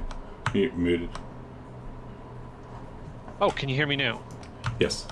Awesome. I'm still 95 feet away from these things. I don't think Flamebolt has that kind of range. Oh, it has 120. Yeah, I think it's 120. Yeah. All right. Also, Demetrius had mentioned to you on our walk to Astoria that haste is helpful for him. I know. It turns out I don't have. I didn't learn that spell. Wah, wah. Yeah. So I cast Firebolt on the skeleton. Okay. And I can't see if I hit or not. If my chat window's messed up. Good hit. Okay. And damage. So wait, never mind. Wait, you're hitting the first mate, not Estor. Right. Okay. And that's my turn. Kyra is going to come over here behind Corbin, as she looks like she's been beaten down and very upset, if you will. All right, this way. Fear not, Kyra. I will protect you.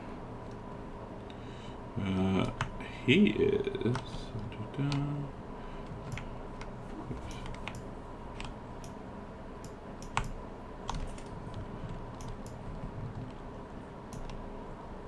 Is Ebony an albino sailor?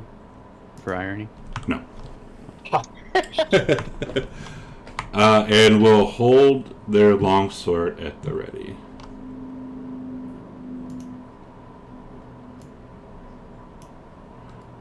What's that, 40?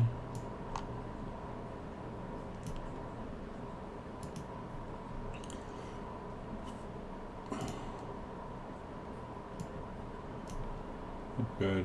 I gotta turn that down. Holy crap, that's loud.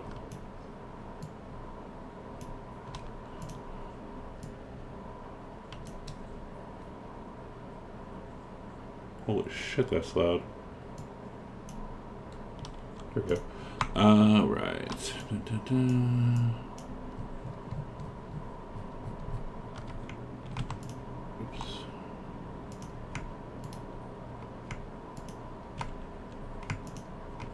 Cool. The three of yous will need to make a wisdom save, so if you want to use your inspiration, go for it now. Which three of us? Demetrius, Kamos, and Nico. Okay. Alright, I'll drop it on you. I'm just saying you used your advantage. Just hit the advantage if you want to use it. Alright, here we go. 3, 2, 1.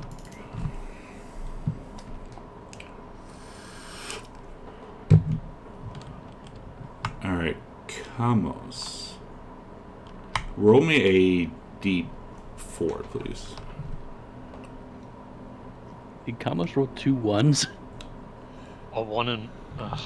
Oh my god. Oh my god. It's like a 1 and So you, and if you want to talk about doomed, you suddenly age 40 years. Oh, wow. And you are frightened of this guy. So wait, Right, Gamos the is now F4? 40 years older? So he's Yes. 63 now. Yes. Now he has a white beard. Old man Kamos. So Restoration doomed. help you, dude. So doomed. my goodness. Arcadia. Alright, well, she sees that Kamos attacked the first mate, so as she had said, we should concentrate on one person, so she's like, okay. She's going to go for him.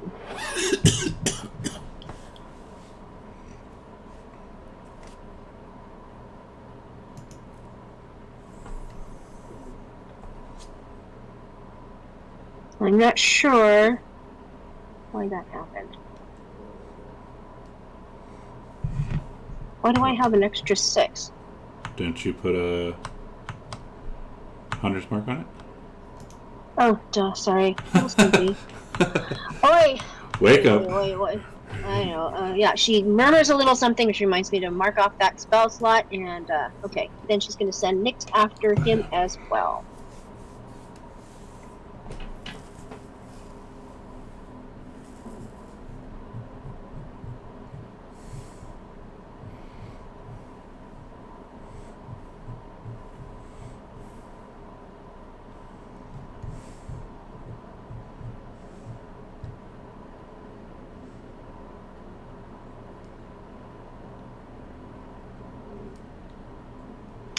Okay, then she passes her turn. Corbin show.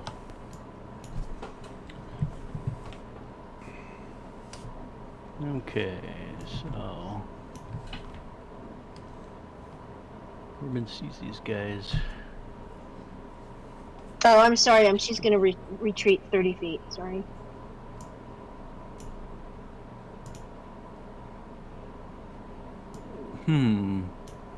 Was this a sonic attack of some kind? Like that we could, if we had put earwax in, we could have defended, or is it just like a thing? It was a thing.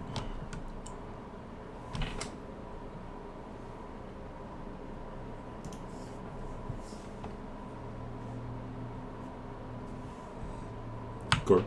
Or I'm trying to decide what to do here because they're up there, but Arcadia retreated, so now I'm confused. Yeah, she's just gonna shoot from ranged. Get up here and start fight.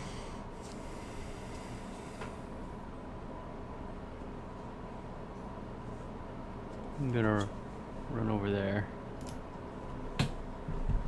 And for this turn, I'm going to take the dodge action. I will take a scroll from my belt and I will open it up. Read it as my action. So if they want to affect me in any way, they have to roll a charisma save. Then I'm going to move here.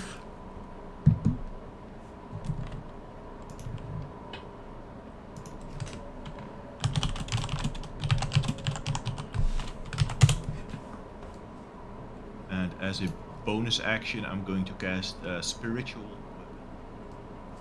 Ooh.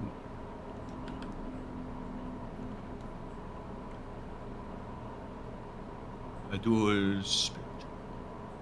You can That- spell. You can make a melee attack. That spell's on your thing, right? Yeah. Protection from undead. Okay. I made that effect myself. No, I'm saying, is that spell on your list? Like, is it a paladin spell that can be used? It's the scroll that we got. I understand that it's a scroll, but is that a paladin spell? I think it's only a cleric spell. I don't think it even exists. That spell. It does. It's a cleric spell usually. Just give me a second, because I think you have to make a check then.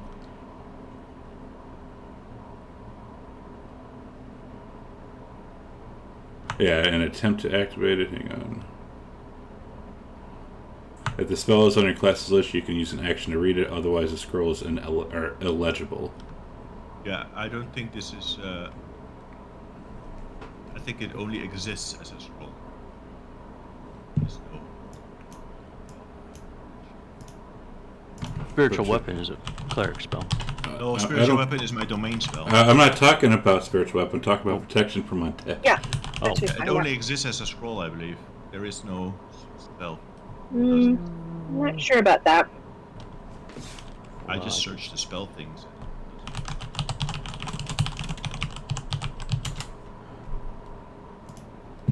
Yeah, protection from evil is a spell, but not undead. It's only a scroll. Hang on.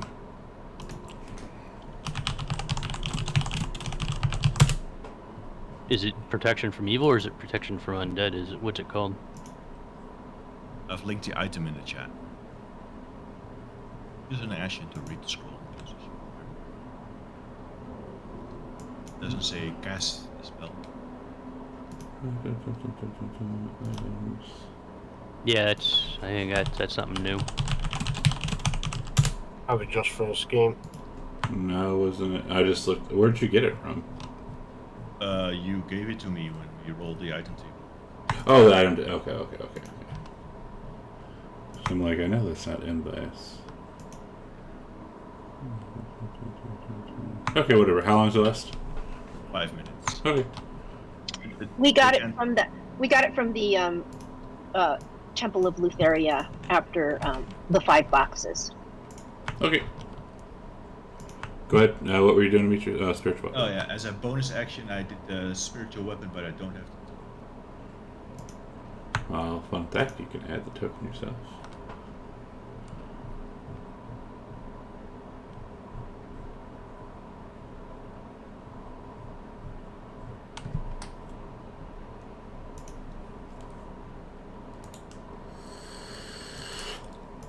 Well, oh yeah.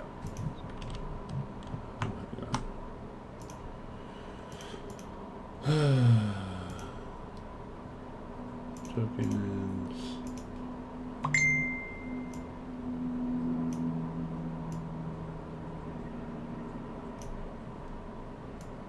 Oh, there.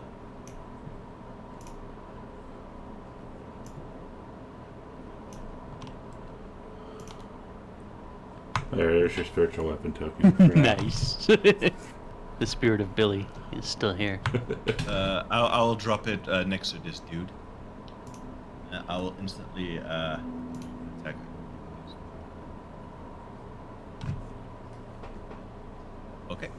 that's.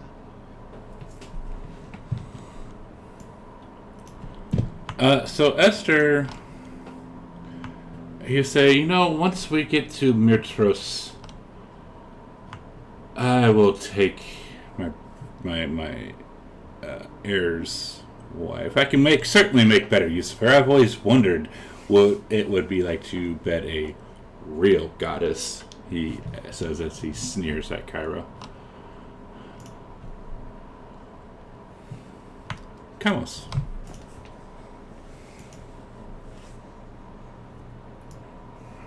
Gotten older, huh?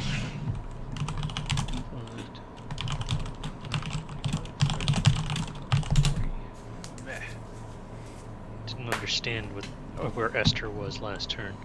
Anyway, so I'm going to, now that I'm an old man, I get my achy bones behind Demetrius, and then I'm going to cast Magic Missile on the same guy. Oh wait, no. No, you can't. You're frightened of him.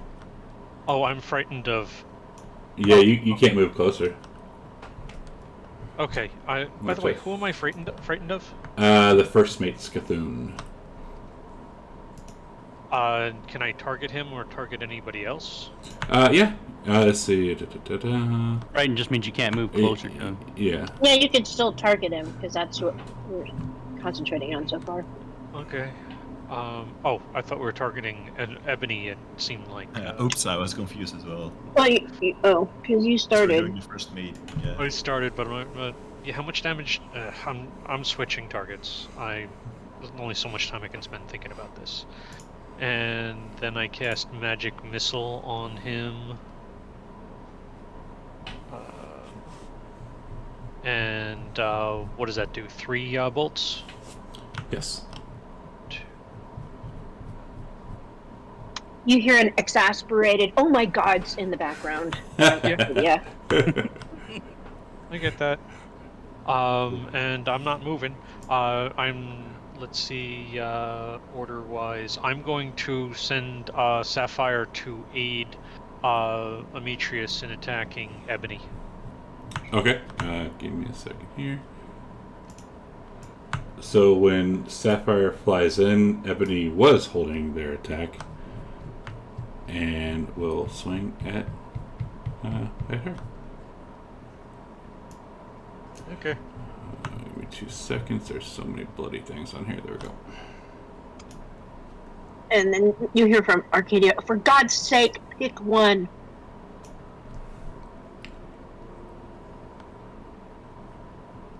Satch.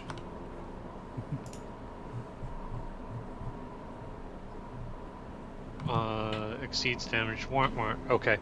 And that's my turn. Alright. There we go. Ooh, and you're no longer frightened of him anymore. Okay. Too old to be scared. Right, he doesn't give a shit. That's what us old people are like. We're like, we don't give a flying fuck. I didn't know I was going to make it to this age. Oh, woe Yeah, that's is amazing. me. 5, 10, 15. And he said he needs to make a charisma save. He can use an action to overcome the barrier with a DC 15 charisma check. Become immune to it. So it's a charisma check, okay. I can drop it on him if you want. I'll go for it. But it is an action, so he can't attack if you What? It is an action to overcome the barrier.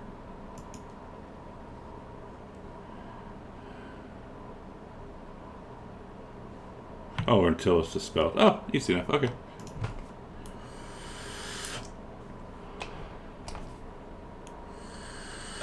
I will attack first mate. I will move back. 5 feet. Okay, it will try to attack you. It cannot do that. You can up attack. Well, it can try to up attack because it'll have to do another check. No. It says it prevents creatures from entering or affecting anything within the cylinder. Whatever. Go for it. I don't care. Just go. I will then melee attack. Is it undead? Is he undead? Yeah, he is undead.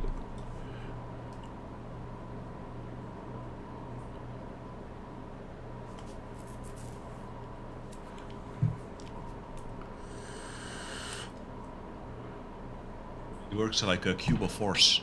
So it's a melee attack. Is that what you're saying? It cannot melee attack you?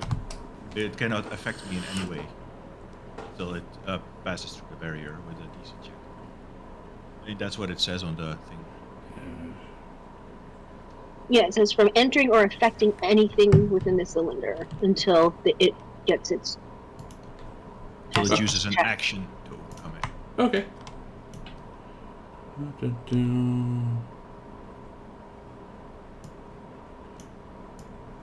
Drop it on that one.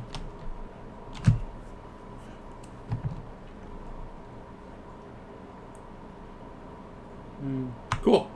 Realizing that it's not going to be able to get in, it will ignore you. 15, 20. Go ahead and up attack it if you want.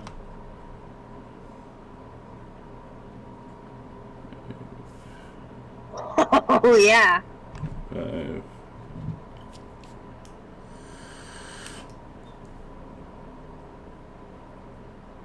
Last.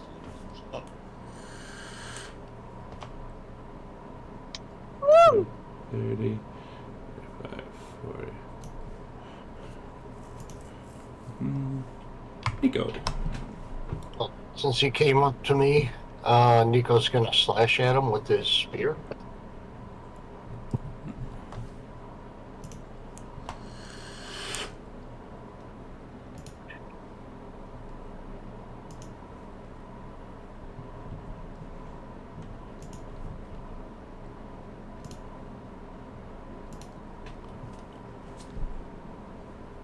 Missed. Oh, he's strong. Okay. I only get one attack, so that'll be Nico's turn. Guess he'll stay right there. If you or anyone inside the sphere attacks or casts a spell on an undead creature, that creature is assumed to now have passed its save.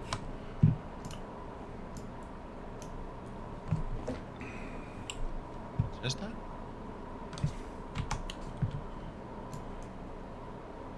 What? What did you say again? That's what I said. It protects you, but only if you don't attack. I didn't see that in the items.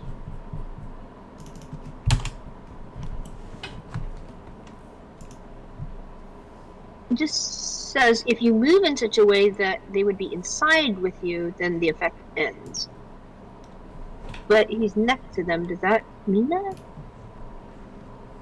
Well, he's the DM. I guess he can decide. But I mean, would that only count like if you're trying to move through their space? Because the creature wouldn't be inside it if you're Good. striking it from inside. It's a very confusing spell. Yeah, this is about as confusing as my. Oh, that's what I contact. what I just posted. That's really all I can kind of find. Oh, here it is. Oh, you're.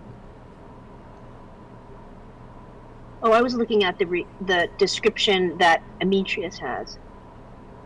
Yeah, that's the one I.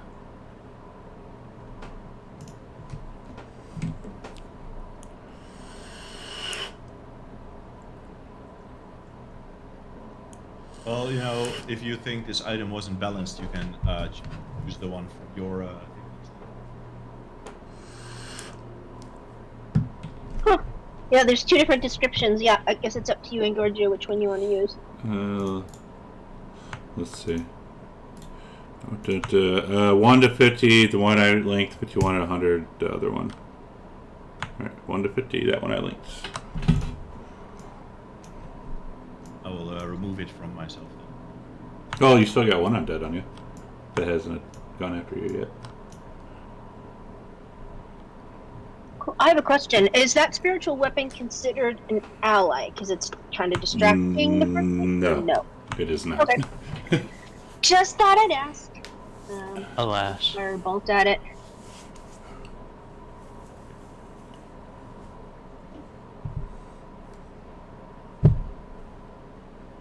Damn it. Alright, so she's gonna send Nyx after it.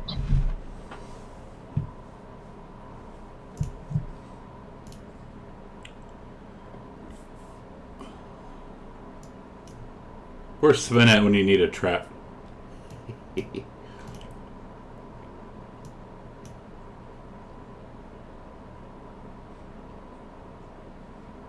Okay, good. Okay, pass my turn. Chemist is running off on me. Wow. Corbin show. Alright. So Corbin will, of course, rage and get angry. Finally, he's going to do something. And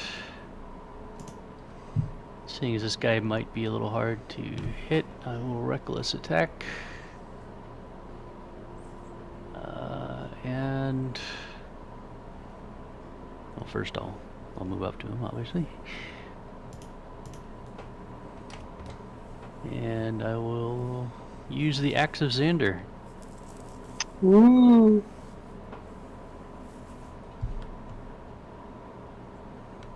Oh, wait, I mean, reckless attack didn't go. Should I just roll again? Yeah, because you didn't have it on yourself.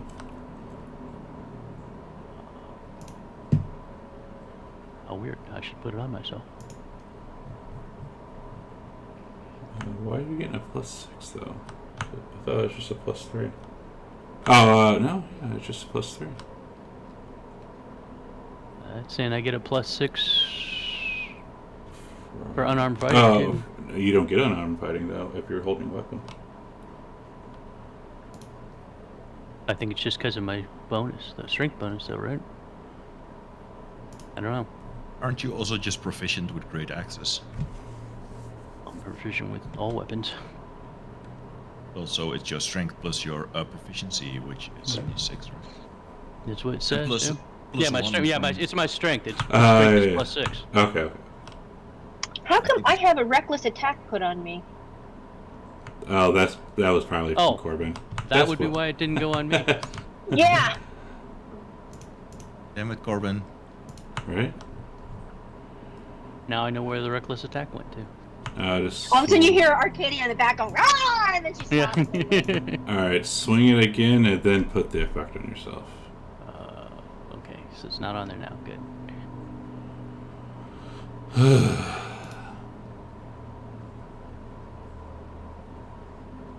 That'll hit. Alright. Now I gotta put the effect on me. Alright. Damage.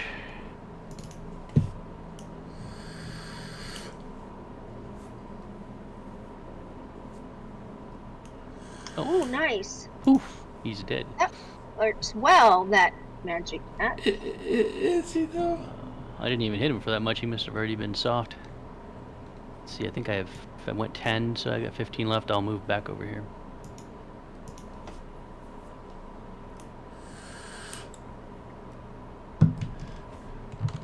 And you'll hear Esther call out. Where is he at? Da, da, da. And he'll say, "You know the worst part, Corbin? She knew. She knew, and she did nothing to stop me." I'll wave the axe at him. I said, I got a little present from you from Xander.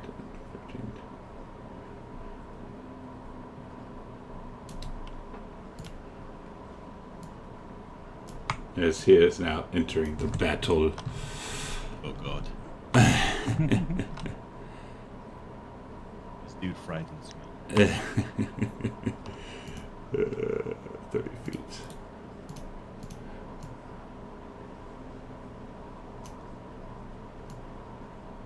No, not yet. Hang on a second. I'm going to read this really quick.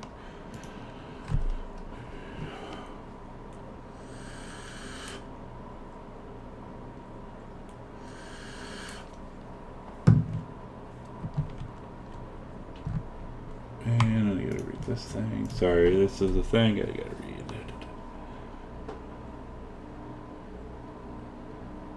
Okay, no, he doesn't. Okay, he's not going to do that yet. He's going to do this.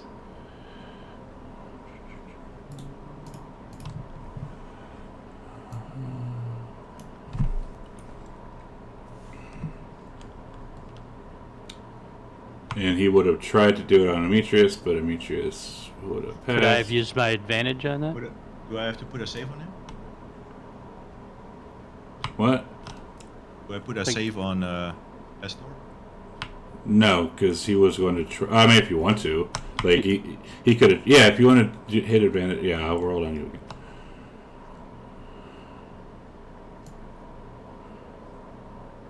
Oh, so he would have succeeded. Cool. Now he's immune to the barrier. So we'll do this.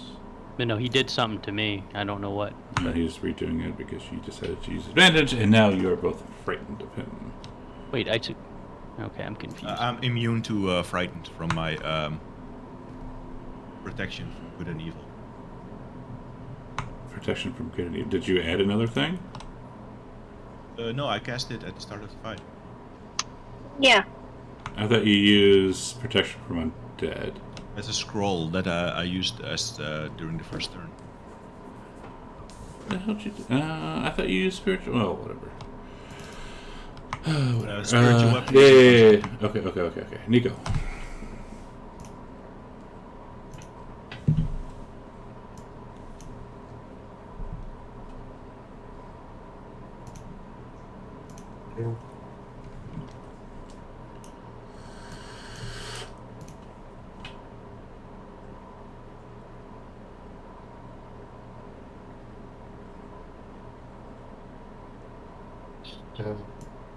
Moonbeam on top of Esther.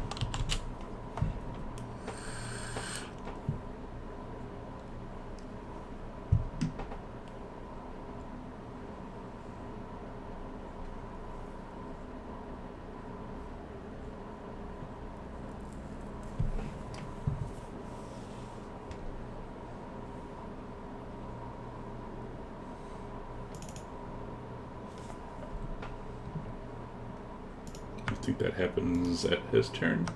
Or does it go up right away? It happens at his turn. Okay.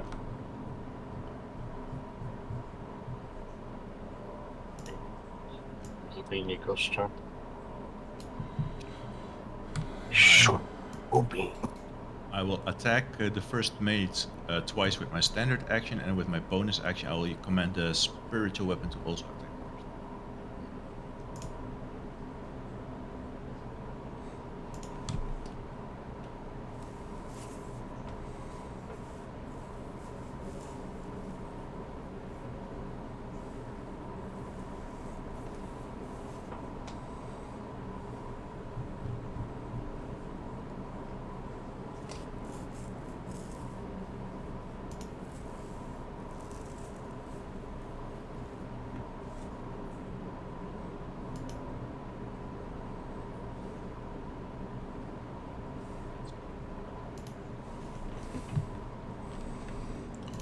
Alright, he will come up. And he's going to reach out and touch you twice.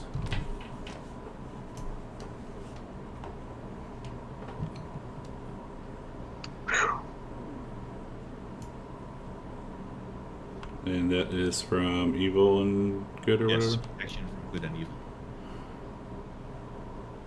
But she's Nice. Nice. Counts. Okay, I'm going to cast Fireball. Is it like if I want to drop a circle? How do I do that again? Control Shift. Oh, Control Right Shift. click, pointers, and then Circle. draw a circle. Or control and both clicks at the same time. There's a circle. Yeah, I'll You have can to move it figure- in the center. There's a little white cube that you can use to drag it. Alright, so I think that's you get the idea. Placing a fireball with Ebony and Esther in it. Nice. And I roll for the save.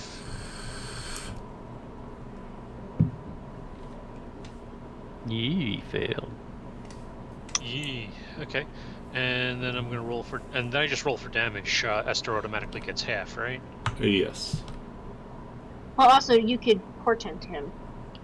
Yeah, but my portent rolls are really good this time. Oh, right. He needs to help people with them instead of... You guys need Ooh, to the untarget Ebony is Ebony. down. Everybody's been down. Yeah, Oh, first mate. they're all... We're all Wait. doomed. Wait, You got all of them. You hit all Yeah, of them. right. If I hit the dead guy, does it really matter? No, no, So because it started dead. anyway, so right, it's and I'm not afraid of them. I could move closer if I want. I just choose not to. Okay. And I end my turn. Oh, can I take that back and try to knock Ebony back 5 feet? Just because. Just because?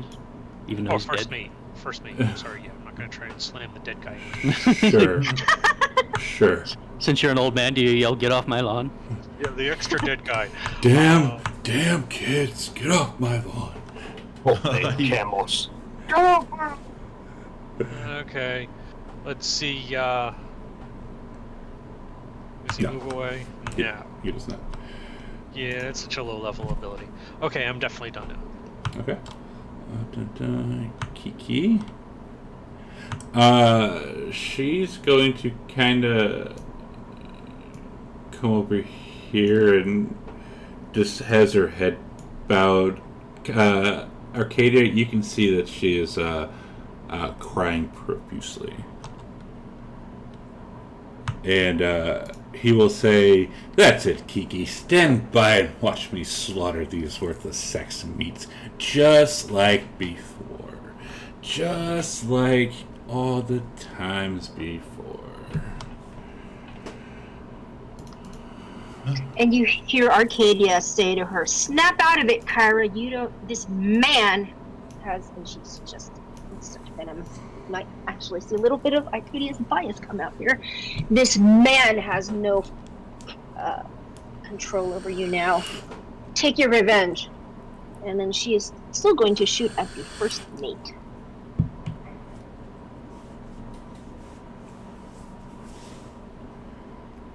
Damn it, she's angry and she missed. She's so angry. And you hear goat. She's sending Nyx after the first mate.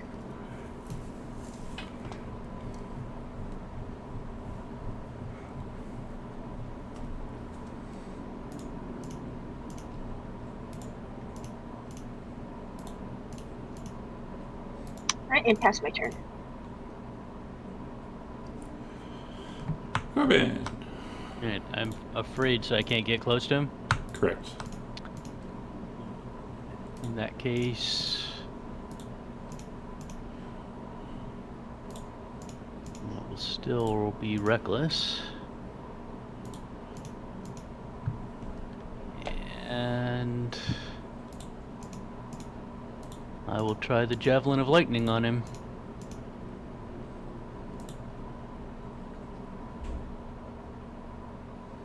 And miss. So does that mean it does half or nothing? Do you have to hit with it or no? I mean, because you're missing. What if it lands like I think over we here? decided it had to be a hit. Yeah, I think so.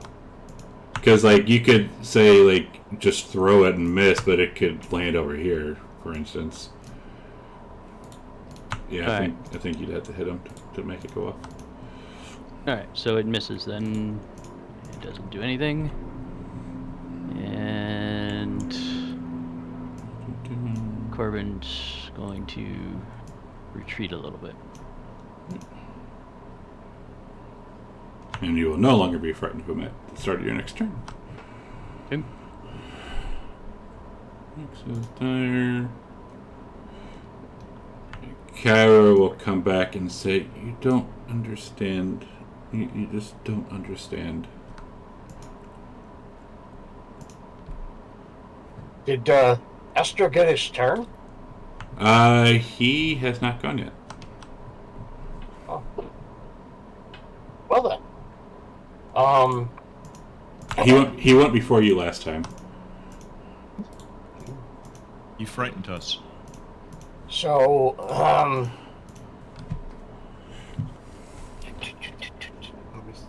me see. Well, let's see if that's within range. 30 feet? Yeah. Perfect. So I'm gonna, Nico's gonna lash out with the storm whip while he's concentrating still on the, moonbeam.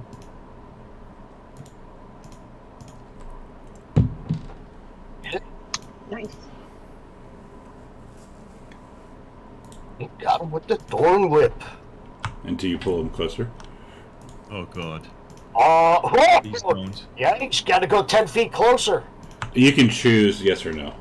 No, I'm going to keep him that way. Okay. Okay. So he'll stay there.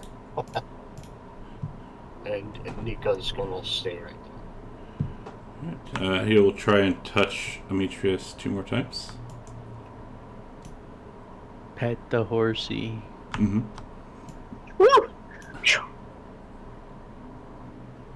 That hits. Oh, that one got him.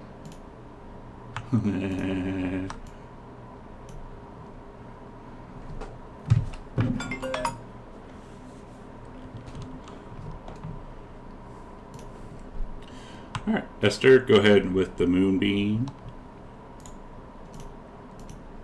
Okay.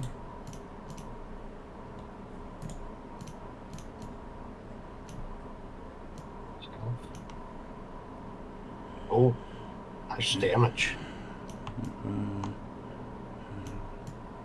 This is almost max damage, eh? Yeah. I Did assume you he'll like stay that? out of my range. He did. He will move one more. Yeah. And Well, he he's tried to back up. and he is going to punch the ground. God.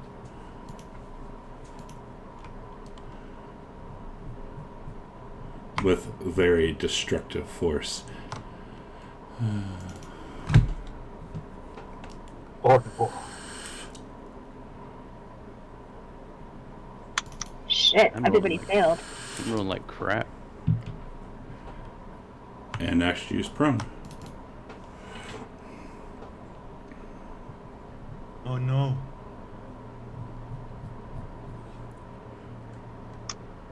Oof, but Nico's still concentrating. And he laughs again. Arcadia. Arcadia sees that. She's going to move back. And is there, as far as she can go, and then I guess those are stairs, right? So Yes. right, she's just going to go there, and she's going to yell to Kara. She says, "The past is the past. Take your revenge." And she's going to aim still at that first mate. Oh, great.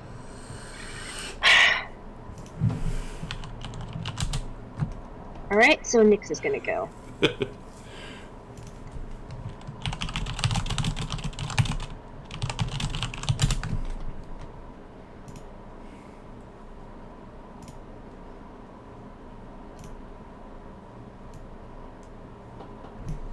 Don't forget that we all still have potions of great relief. Alright, slowly chipping away at that first mate. Pass my turn. Nice.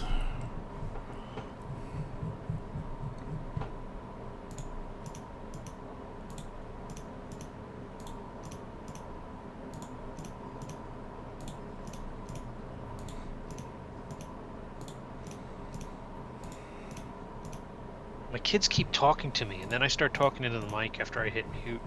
Anyway, so when I'm in range of, what is it, Esther, what kind of effect does that put me under? I don't think anything. I don't think you're frightened of him, are you? No, you're just prone. You're frightened of the first mate, and you are currently prone. Okay. So yeah, it's like I see this big pink circle, and I'm like, what happens when I'm inside that range? He punched the ground. That was the range of the shockwave. Yeah, circle doesn't matter anymore. Well, until next round. Just I cast magic missile on the first mate. All right, still on the ground, or are you going to stand up? Okay, I stand up. All right. Is he on the ground? He is not.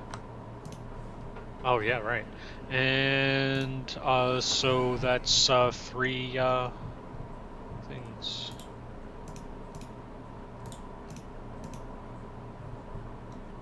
And I use more of my movement to come there. And you would still be frightened of him. Okay. Well, I didn't move closer. I moved a little farther away. Correct. And that's my turn. And Corp. I'll stand up. Alright, stand in it. And you're not frightened anymore. Can't do shit, so I'll just throw a javelin at him. Reckless again? No. And let's see. So here, I'll use second wind to heal.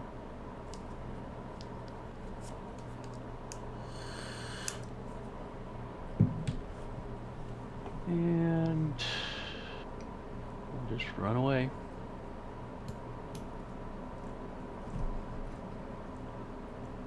I will use half of my movement to get up. Move here. The other half. Then I will use my action to drink a potion of greater healing. Each creature you choose.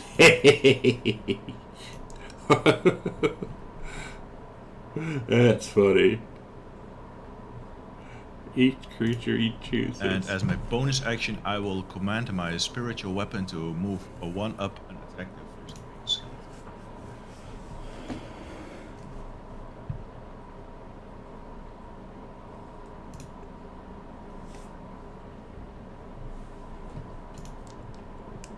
The damage that Billy bites him on the nose.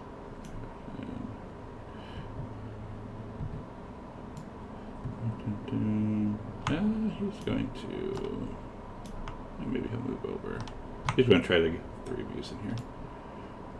Oh, yeah. And with the wording, I looked at the wording, it's each creature you choose, so he does not have to choose a first mate.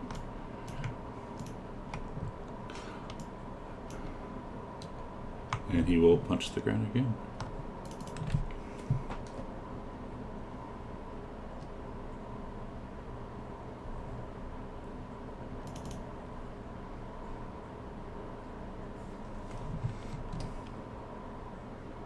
Knocking out Kamos, and he'll laugh and say, Kiki, this is all your fault. If you hadn't left, Lutheria wouldn't have tricked me.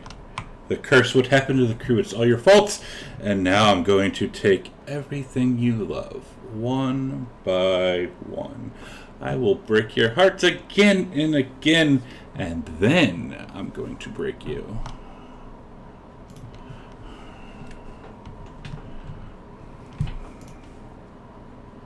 Oh, I'm up again.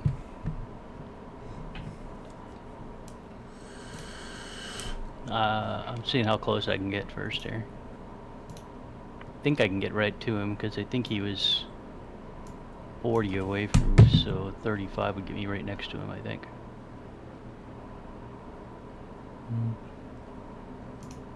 Where you?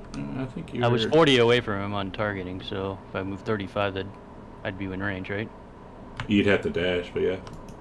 No, I don't want to dash. I Well, thought I could move 35. My movement's 35. Your movement's 25. Is it? Oh yeah, I'm a gnome. You're a gnome. You're a gnome, Harry. Put me back then. Harry, gnome. And I will point out that he is hovering. He is not on the ground itself. Well, how high off the ground is he? Just a few feet. Okay, well, that's no big deal then.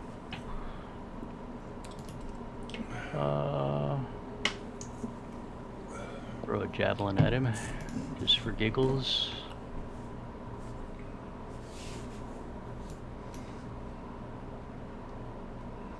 You missed. You hit yourself, but you missed him. Alright. Yeah, it's alright though. Just throwing the javelin's what's important. Get rage up. And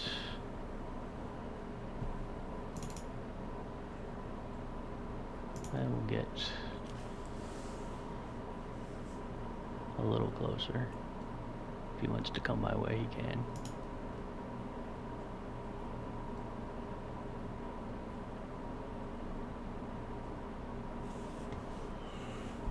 And Scathun will try and touch Demetrius again.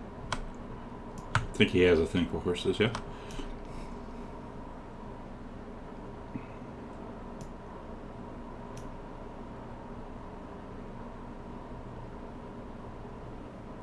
Ooh, that's bad. And then he's going to come over to Nico and try and touch Nico.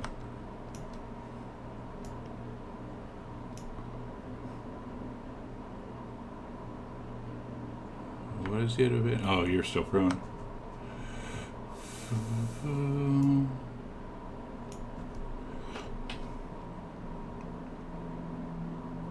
Oh, you keep Moonbeam up. Moonbeam up, though.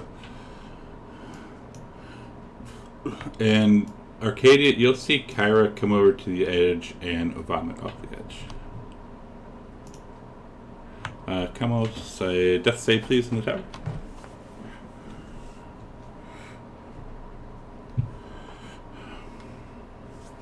Anybody watching on Twitch, we could sure use some healing.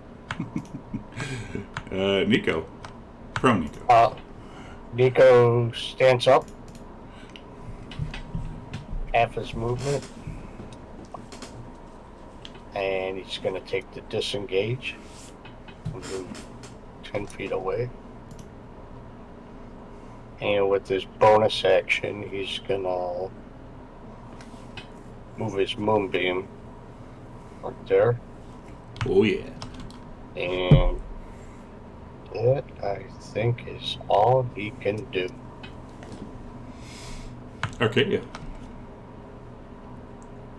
Okay, so nobody's standing next to this guy, so I don't have.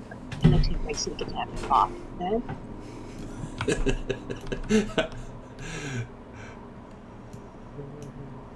I don't Right. think. I think first mate would have full cover unless you move somewhere. Just because Arcalander's like completely blocking him. Right. That'll Oh, yeah, that'll work. all right. Let's try this again. Oh, And Matt Kelt's got you a greater healing potion. oh, me? Mhm. I don't need it. I'm completely healed, and I missed. What I need is a better targeting system. Can Mad Celts change that to somebody else? Because I don't think he might not be able to watch. Never mind. Negative. I could refund it to him, but yeah. Yeah, well, okay. Because I would have to use it on my next. You can always run up and give it to somebody. Yeah, you can come in closer. Yeah, I don't really want to do that. Oh, sorry, I didn't add. That's a +3. Would that hit the first mate with an 18? Plus another 3. Holy cow! Yeah, because she gets my proficiency bonus. I've been putting that on, and I 3 forgot to. plus 7 and 18 to the first mate. Let me double check. Yes, it does. Excellent. So she's gonna hit.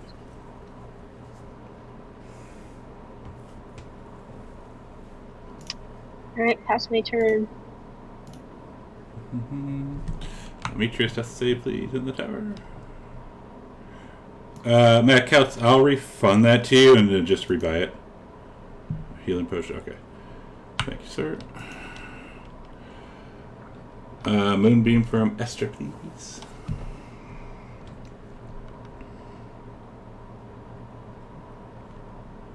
Oh. Am I still targeting? Oh. Let me see, I'll take this off. That way he can give. There we go. Yeah, I already did. I already did Matt Couts. There we go.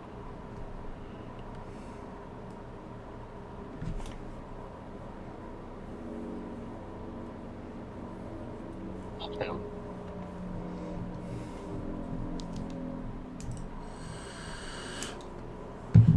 Failure. Money. Oh, good roll. Nice. And now he's going to glare at you and come over. Of course he is. Of course he is. And he will stab at you twice with his spear. Yes, Are I. you winning, Nico? Oh. He's got me. He got me. 5, 10. Oh! So that was 5, 10, 10. 25, 35. At least you got to burn him for a minute. 40.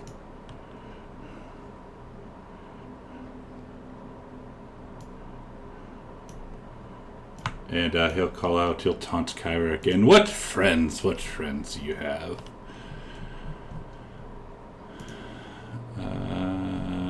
The first mate. I was kind of hoping he would die in the moonbeam first. Didn't get that much off of him. Oops.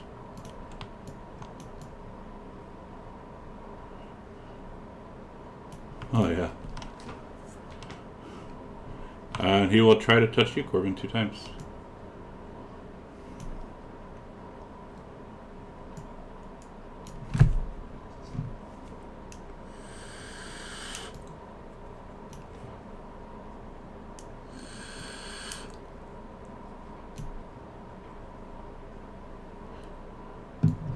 Probably down. Hey, anybody out there? Twitch chat? We're about to go down. This might be the end of our whole thing. Kelmos, you get a normal healing from Mad Celts. Funny thing, I accidentally closed the map when I was trying to make a circle, and thank you.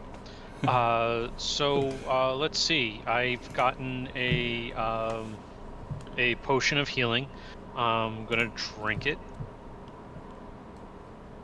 It automatically applies, so you don't have to use an action. Correct, and now you're awake. I have it set up so they can only buy a certain amount, and it's a cooldown. Draw a circle in a fireball and get first mate and Arcolander and nobody else that's living? Possibly. You might be able to do it. Thank you, because I was trying to... Oh, that's 25. There Like you if you aim it right there, you Move it just a hair more to the right. Well, because how I wrote, yeah, you'd have to move. There we go. But made it 25 and it's 20. But the first mate would get a swing at you if you move like that. Great. Maybe if you move up one. Yeah, you could do that without getting hit. Hell, I can move up too. There you go. Yeah, it's true. Yeah, you can do it like that. I'll give you that one. Awesome. So I target. Whoever needs. All right. Corbin is the next one up. Nyla. And what? Yeah, it's a deck save, but I only have. Drop it again. Drop it on the first mate. Okay, and just take it off of Arcolander for a second. Correct. So do I have anybody targeted right now? You have on target Esther. There we go. Drop it on him.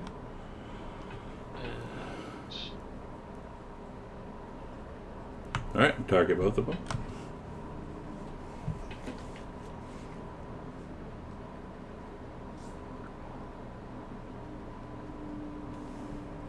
Very nice. Okay, and I already moved Disadvantage for and the I boss, attacked, alright. and I am going to try and shove the first mate. Let's see, I just need to make sure I have the right guy targeted. And a telekinetic shove. And he fails. What do you do back? 5 feet or 10? I think it's just 5. Okay, and then I think I have a total of 10 movement I could do. I think I also had to stand up, and that's my turn. Good turn.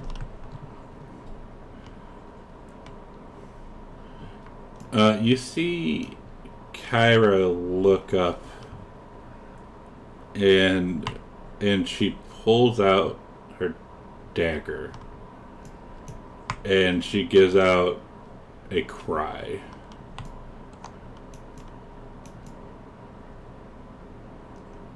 Pretty.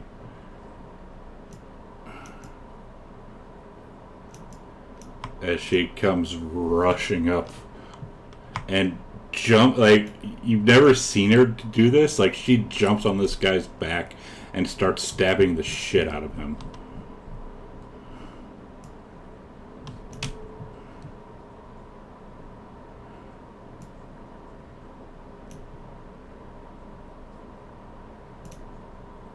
Demetrius, greater healing. Thank you, Nyla Gray.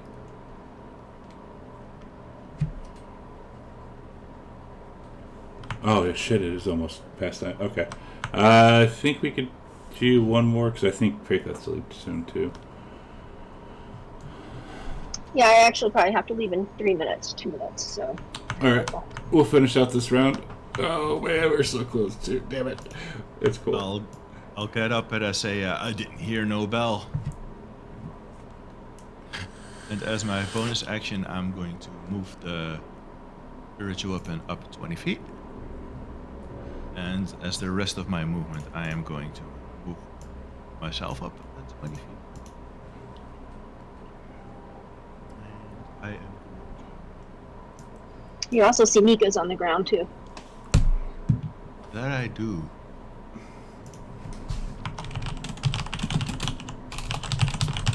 I am going to cast Bless.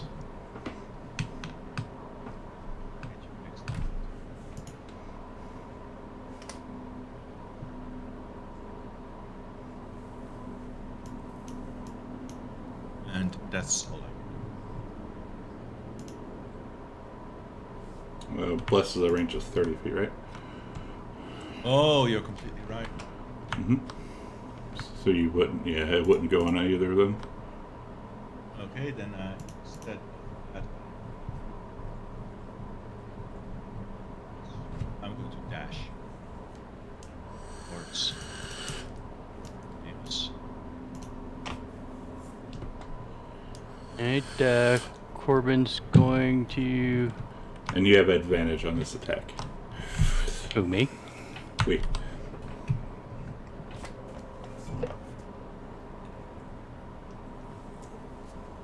Yeah, that's from Nyla. She said whoever needs it. And since you're the next one up, it goes to you. But I wasn't going to attack, so I might have to go to somebody else. You're the next one up, so it goes to you. So I have advantage on attack. You use it. If not, you don't. Yeah, I'll just recklessly die then. Alright, I'll move up.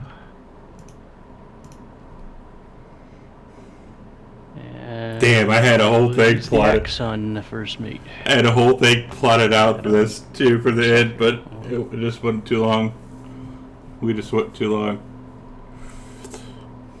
I didn't see advantage, but Because you didn't hit the advantage button? oh, I was supposed to. But I hit anyway.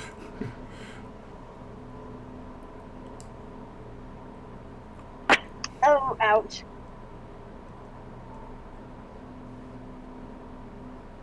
And Once. I will use my bonus action to grapple him.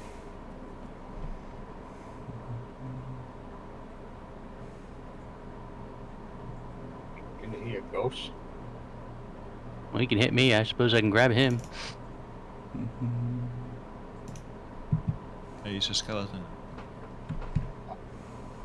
So he's grappled. Target immune. Oh, I cannot grapple him. You certainly tried, though. Ghastly.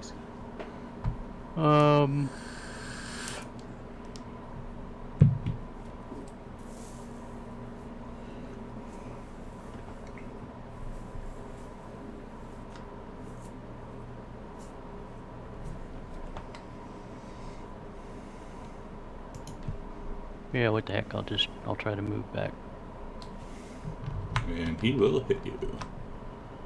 And I will die. Oh, he's gonna. Yeah, He's gonna. I'm sorry, guys. I gotta go. No, See you're ya. good. You're good. We're calling it Hard after. We're calling it here in a second. All right. Well, it's a hard out for me. I have to warm up some people.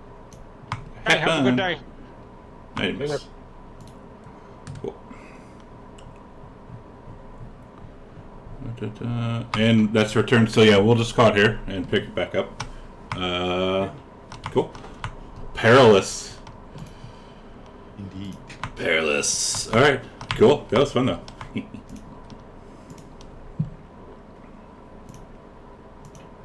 Get him. Yeah, we might. We might. One. Yeah. There we go. All right. Cool. Thanks, stream. Thanks for the game. Yeah. Thanks. See you guys. Bye.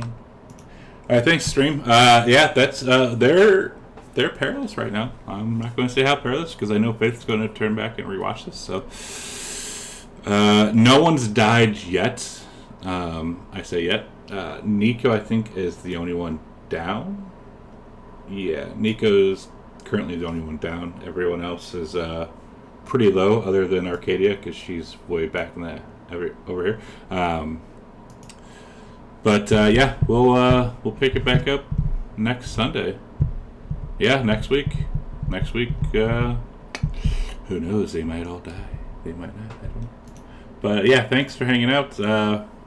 For can you revive him? If he's not dead, he's just knocked out right now. If he's dead. When are you streaming this week? The only game I'm streaming is next Sunday. I don't have any other games right now. Potion Team Nico. The game's over. Give it to him back in the morning or next week. Nope, he's already down. We're done. Yep.